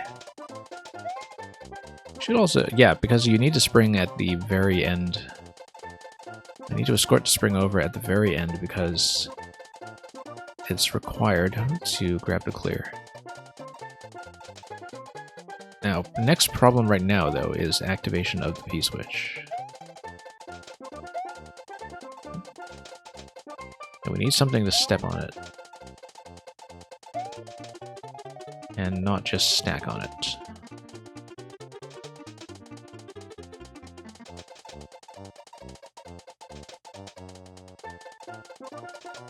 Yeah.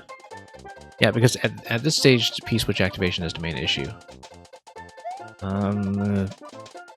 possibly... I don't think I could have thrown the shell across a 2-tile gap. I don't think that works. Even if I sort of lean into this throw, I don't believe it would go over. Yeah, certainly not a 2-tile gap.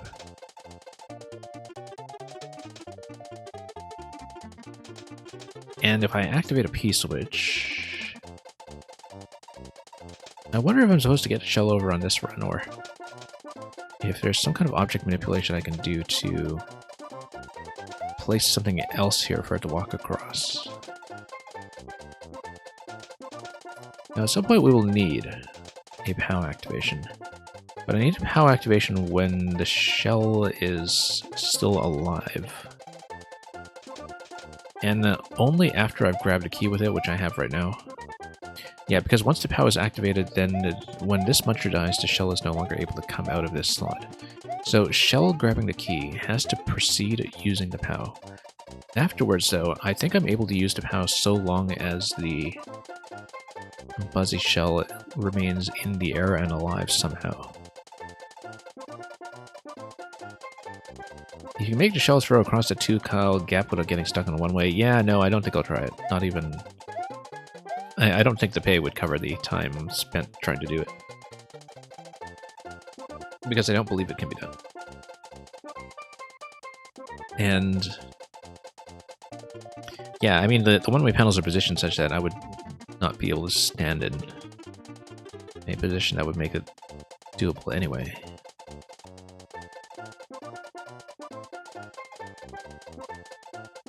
So the main issue is that, like, either I find a way to activate a P now, or I accept that an object other than the P is needed to brace the shell on its way across. I clearly do need to get the shell across, and that the shell is not going to get across with all of these item checks there, unless I can find a way to destroy these cheeps in advance and remove the item check completely, which depends on the objects that I'm able to drop in that location. I don't think I have something that'll work for that purpose. Let's see. I tried for a long time to get that, as you would as the person doing the quality check.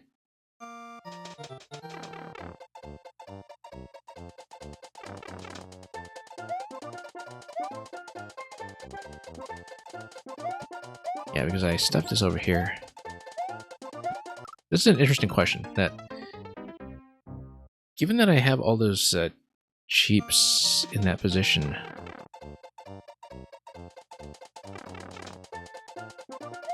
I should think about destroying them, such that it's possible for me to just carry a shell over.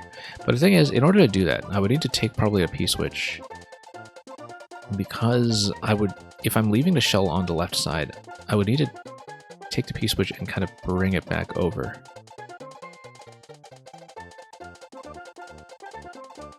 And, or rather, I would need to go to the right to take care of the cheeps, and then go back to the left to grab the shell once again.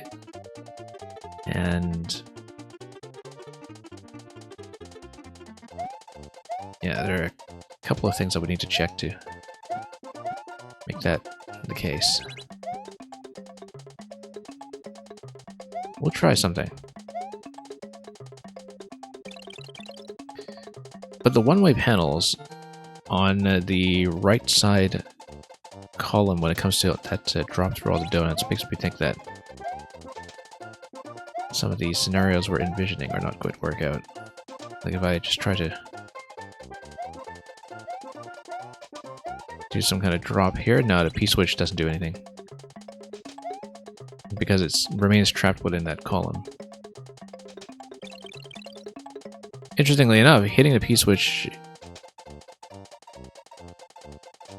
might create a situation where, given that this on-off state would remain, I might be able to, if I activate a P-switch, take a POW across with no issues. And if I do that, maybe that's going to get me places. Yeah, the POW's not going to intersect with that wall, obviously. It's not going to do what I want. The whole purpose of the item check is to check the items, so... I don't think I have a good way of killing those, not even with the fire flower, in fact. Although, sometimes objects throws into the wall can be pretty unpredictable. Assuming that I can't actually kill the item check, the shell would have to go through the center. Because that's the only passage back this way, and... like, because the center passage is the only way I can actually get an item across left or right. While avoiding the sheep. So, the missing step right now is... just what to do about that. Now, interestingly enough, one thing we need to keep in mind too is that if we consume the POW, more POWs spawn, and that potentially adds a balancing factor to the seesaw. But I think blocking this spot with a POW is correct for here. I mean, the only other thing to do would be to block it with something like the P.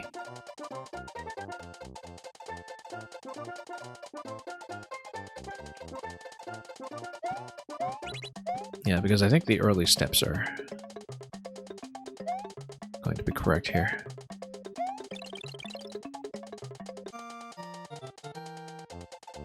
Because if I go down, I hit the on-off switch. That's done.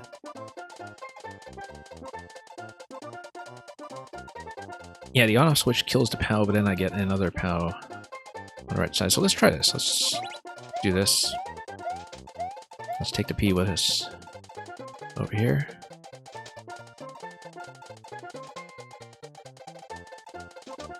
P-switch allows me to go back to the left side. This time it allows me to go back with the POW or with the spring if I so choose. Now, would there be a reason that I'd want to use the spring on that side? Well, let's see.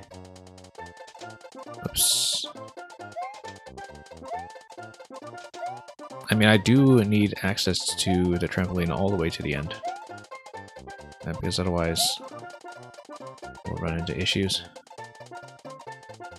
with the final gate, which requires it. Oops, didn't mean to step on that, but since we did, we'll just roll with it. Nope.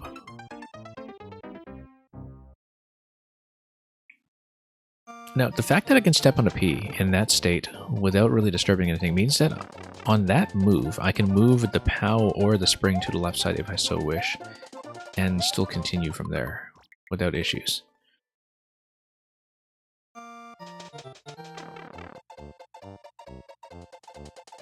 And so the question is, why would I want to do it that way? Well, we'll have to find out. I feel like we do have the correct first step, though. That's POW in that slot followed by P have to be steps 1 and 2. On-off pretty much has to be step 3, otherwise we don't progress at all in this section. Previously, you were using dry bone fish for the check, but you found you can kill them through the wall. Yeah. So, yeah, it looks like that is supposed to be a hard item check, which was seen before. Oh, whoops, I stuck myself. Well, that was unfortunate. Hang on.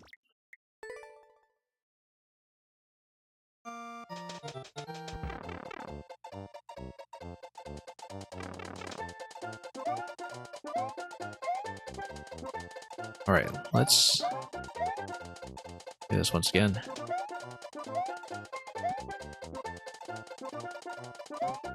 Yeah, step 1 and 2.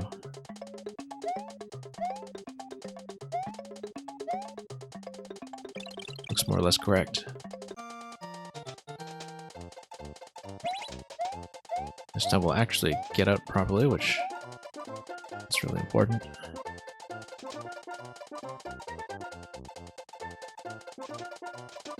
Yeah, I believe the shell has to be the item that gets the key, because the shell is able to recover afterwards and crawl back out. So you can get the key without expending an item, which is important.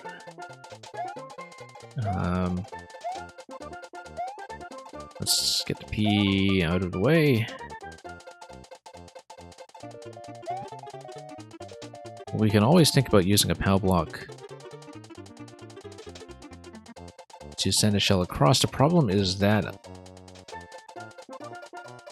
I would need to be able to hit the POW afterwards.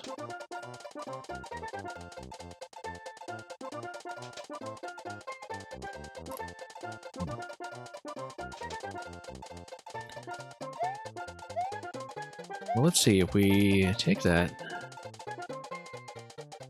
The other thing to note here too is that I'm able to way down the seesaw this way.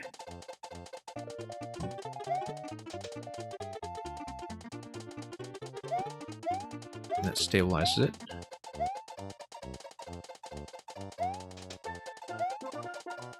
I'm able to then take the POW across to the left side, maybe. But I can't throw the POW into position. The POW has to be a drop. And so, in that sense, I doubt that the POW is going to be the thing that I use to get the shell across the central gap. Although that would have the advantage that the POW might be destructible afterward, depending on whether I'm sending the shell forward with a kick or with a throw. Maybe. Let's not hit the P yet. I need it.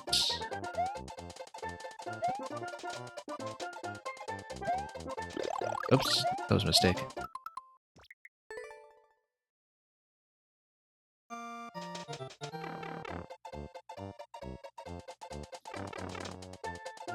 Okay.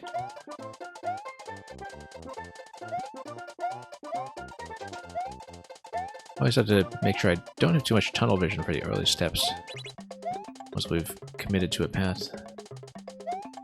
But it really does look like the steps up to this point are correct so far, that getting the on-off switch at this moment, while preventing the flower from being destroyed,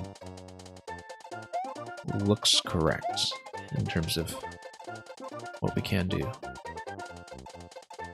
So the question here is, at this stage, what do we do with the trampoline and the POW, and how do we use that to transport the shell?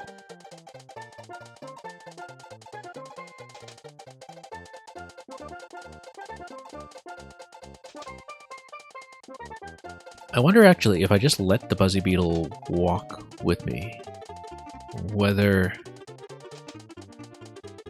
I'm able to send it through by just letting it follow me down the donut blocks on the right side. But then I need to figure out how to prevent it from falling on my head.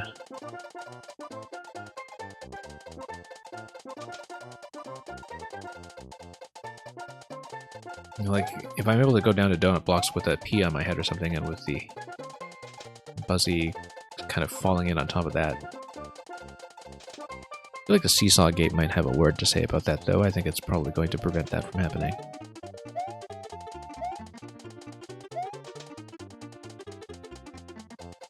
Anyway, we're here. We need to grab this guy.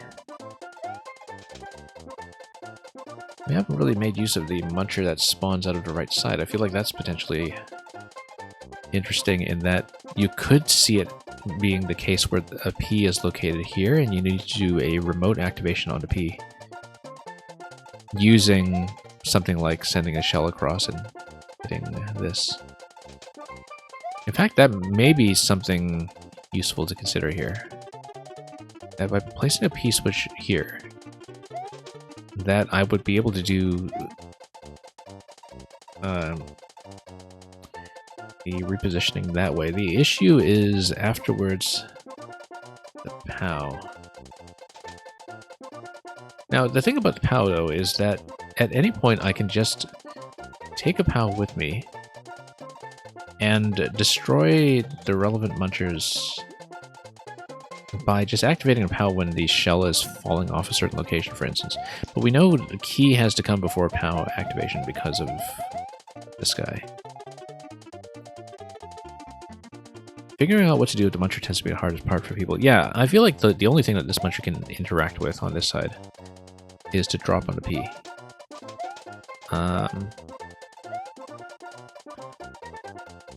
There are plenty of opportunities for me to activate a POW while the shell is in the air. But like I said, this has to happen first, and if this has to happen first, it means that the shell has to come to the right side first.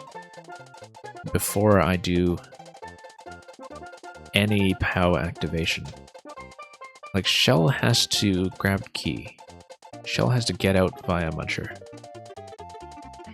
Then, at that point, I'm able to do a POW activation to nuke both munchers and open the top left for the one-up mushroom to come through. However, that means, yeah, no POW activation up to that point. Because right now what I'm considering is whether the POW would be usable as the bridge piece in the center here. And I kind of have my doubts about that. I don't think that'll be it, but... The other thing we can think about is... So the thing about the saw blade in the middle here with the 2-tile one-way panel over the 2-tile pit is that I don't think anything I place there can subsequently be destroyed. If I'm placing something there as a platform, I mean, if a POW is kind of off to one side or something, maybe I can hit it. If a P is there, maybe there's something that I can squash on it. But...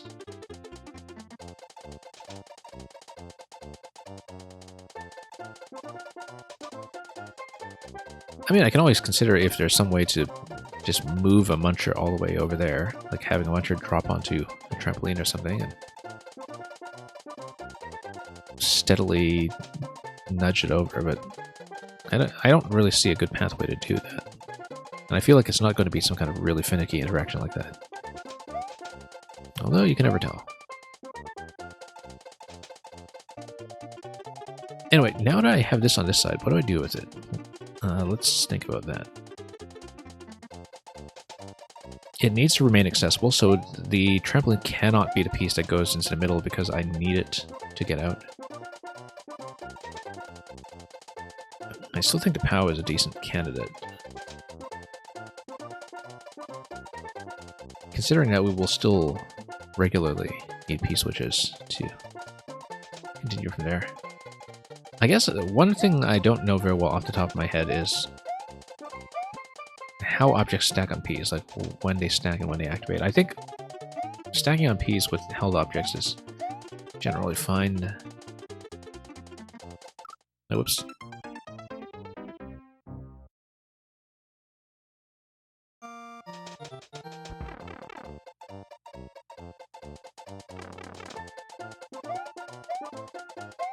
Yeah, so central problem right now is how do we get the shell across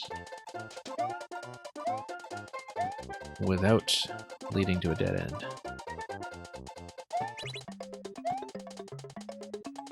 And that's going to take a little bit of work. A little bit of thinking. Yeah, because shell needs to go to the right side and grab the key. Shell needs to come back to the left side and hit the on-off switch. Oops, got myself stuck again.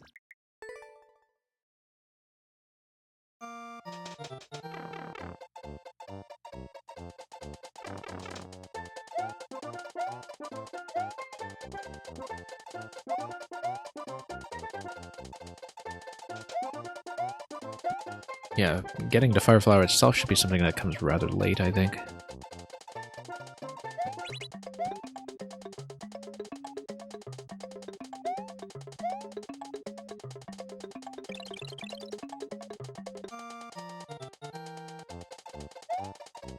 Okay, so we drop through here. If I do this in fairly quick succession... no, I can't, because if I hit the on switch and I get out, then the shell is the only way to reactivate it, so...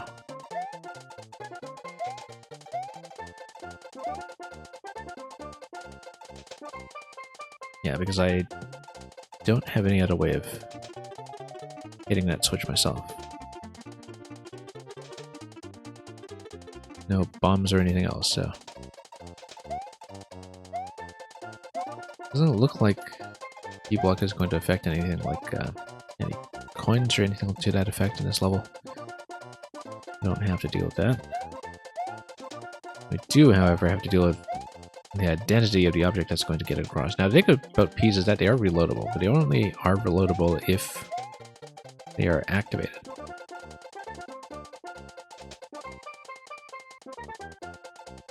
So I kind of wonder.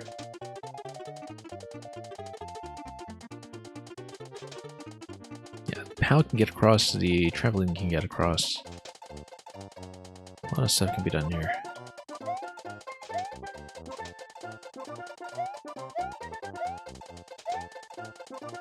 If I hit the P, I can smuggle one or both objects across. If I destroy the POW on the left side, yeah, that's the thing, is that it's mostly that the POW has to wait for this muncher, but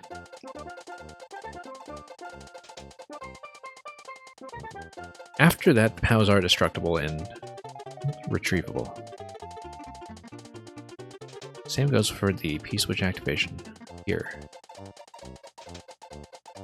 Interestingly enough, if I place anything on top, like if I place the POW on top of this space, if I have a repeated on-off interaction again, then that would still preserve the flower, because the POW would drop by one spot, and then it would do the same blocking interaction as we saw previously. So eventually something is going to need to play that role.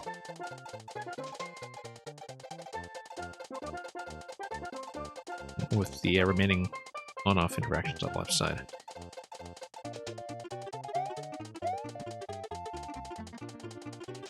If I hit the P-switch, what is this thing even doing still?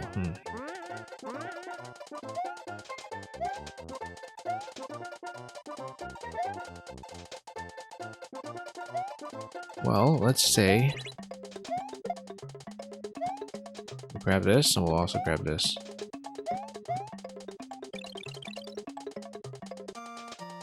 Okay, now we have a bit more to work with.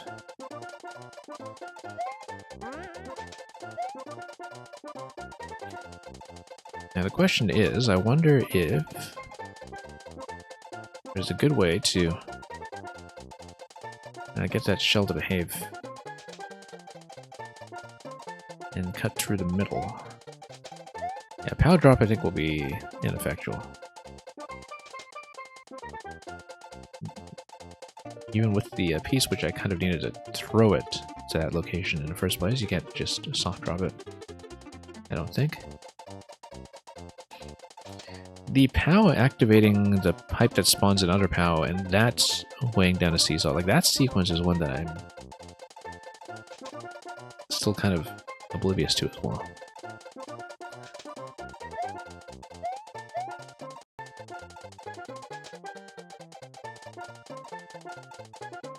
So the idea I had in mind was that if you opened this stuff up and had the Buzzy just walk all the way here with the donut column cleared out, and then it would be able to fall in through the ceiling. There's nothing that's stopping you from doing that, in fact. Especially if you place some separate items up top. Like, one thing we... Oh, okay, no. I forgot about this semi-solid here, because it's right under the 0 out of 1 indicator for the one-up mushroom, and so I couldn't see that this is not actually a returnable location. And so now this attempt is sunk, because I don't have a way of activating a P-switch to get myself across.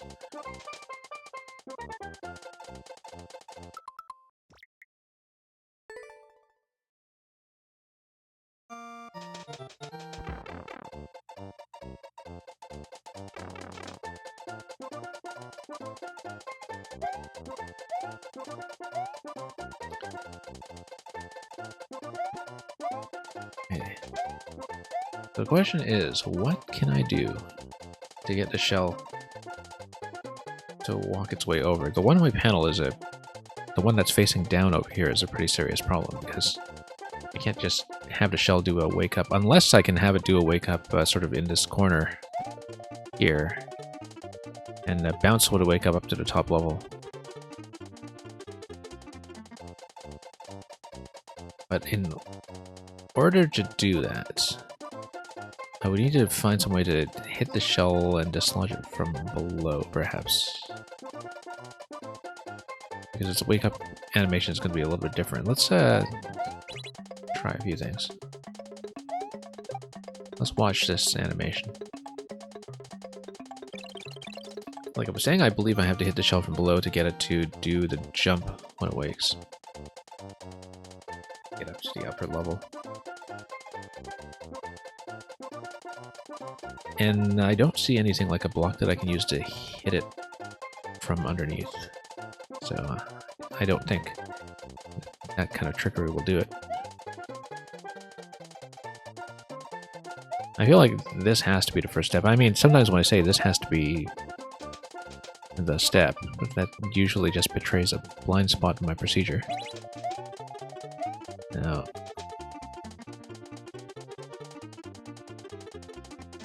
so if we can figure out how to A, activate a POW that's in a middle location, or B, activate a P that's in a middle location, and then we're set. But we need to do that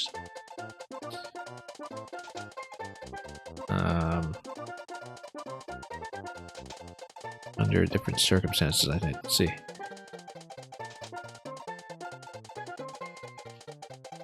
Because I'm able to take it back with me.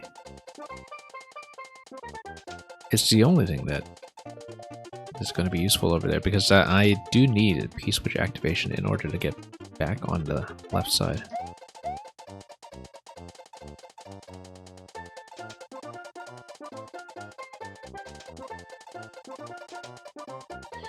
Now, unfortunately, I can't stay too long today, as I said, so I may not be able to finish, or come close to finishing. I may have to call it fairly soon. But then, at least this is a bit of a memory refresher on the current version, which also allows me to register a play on the current version before we potentially come back to it for a puzzle session later in the week. But I do not expect to finish it, and we may in fact call it even after this attempt. So yeah, P-switch on the right side. Why would I want to dunk it unless I'm firing the shell all the way over? So I think the shell actually does deflect on this side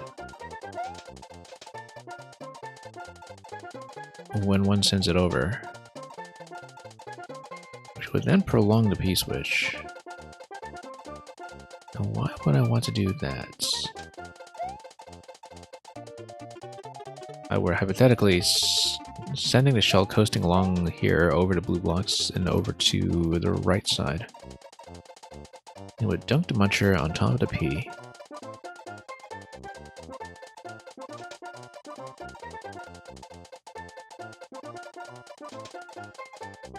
And with the P active, that would give me a P refresh on the left side, which is fine because we can kind of cross over for that.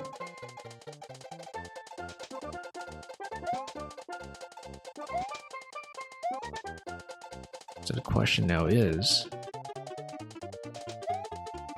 what do we do with this middle location? Nope, that's gonna be a problem. Whoops.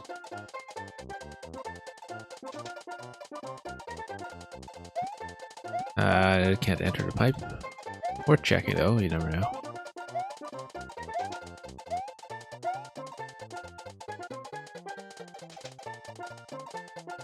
Now let's see.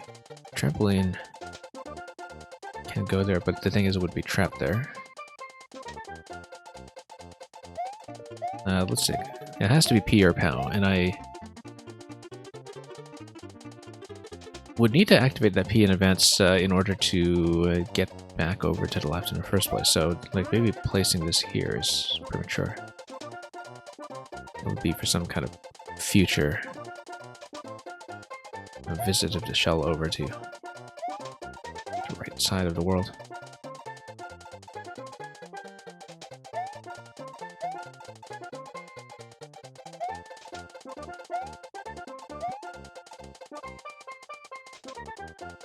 And yeah,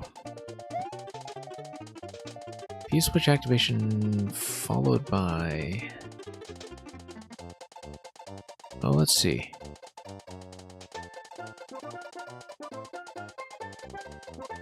I was saying,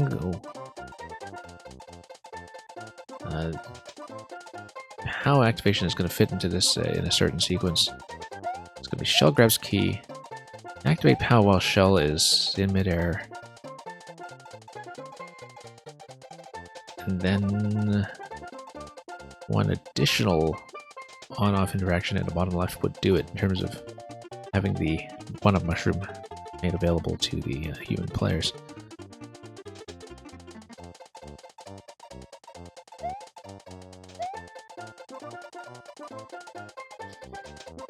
So yeah, no point in this yet, I don't think. Let's just have it.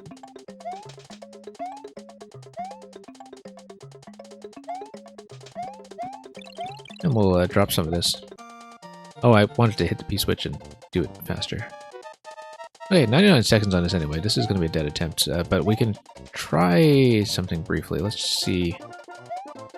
Put a seesaw weight here.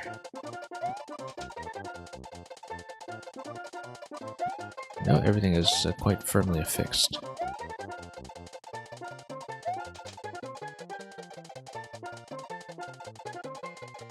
Okay, at this point, this is going to be a dead attempt, I think. So we may as well just call it for now, I think. Yeah, I wish I could stay on longer today to properly solve this, but we will have to continue it later in the week. Good refresher, though, just to reestablish what the ordering constraints are and also what problems are unsolved. It's sort of interesting that the record here, once again, is a 3-minute record right now. There are only 2 clears, of course, so maybe it doesn't make a huge difference. But the fact that the clear check time is 4 minutes tells me that there's going to be quite a lot of... there are going to be quite a lot of interactions and perhaps even a little bit of fussiness when it comes to the execution. Given that these are fairly long clear times for something like a one-screen puzzle, so there's going to be quite a few steps involved that we haven't figured out just yet. Yeah, well, thanks for reminding the reminder of this as well as the new code from January. Good to have a bit of a refresher for what the sticking points were. And we'll definitely keep this code jotted down in case we can pull it back into the mix later on. The record is a really obscure cheese that you didn't feel like patching out, in which I see beats your clear check time by a whole minute. And the other guy got it legit. Okay. Yeah, I've seen Lilith's name on a couple of these before. There is a very small set of players that you might be familiar with, who are basically just puzzle cheesers. There's definitely such a thing as a puzzle cheese specialization in this game, so good for playtesting purposes, not so good for misleading me when it comes to potential world record, which already seems quite lengthy. We got to call it today. We got a number of clears, including one that had been on the to-do list for a long time, since 2020. And so yeah, it was quite pleasant to look at that puzzle at the end, and we'll definitely try to continue it when we get back into doing some more one screens. We're kind of doing a mix of that with the tower escapes, which are pretty much the total opposite of one screens recently, so we'll see whether we can fit that in. And so, as usual, we're going to have scheduling updates in a Discord and fewer levels again over the weekend, and we'll see how the rest of this week is going to go. In the meantime, we will send you off onto a raid. You're sure I could beat it legit in about a 3-minute time, but yeah, it seems like once again there are quite a few steps, including some of the waiting that has to go on for the P-switch activations and expiries as well. Seems like there's going to be a fair bit of back and forth. I'll be scanning around and sending you on to somebody else very shortly, so thanks so much for watching and for keeping me company today and reminding me of levels like this one. And we'll find somebody to get you to in just a moment. So until next time, fare thee well.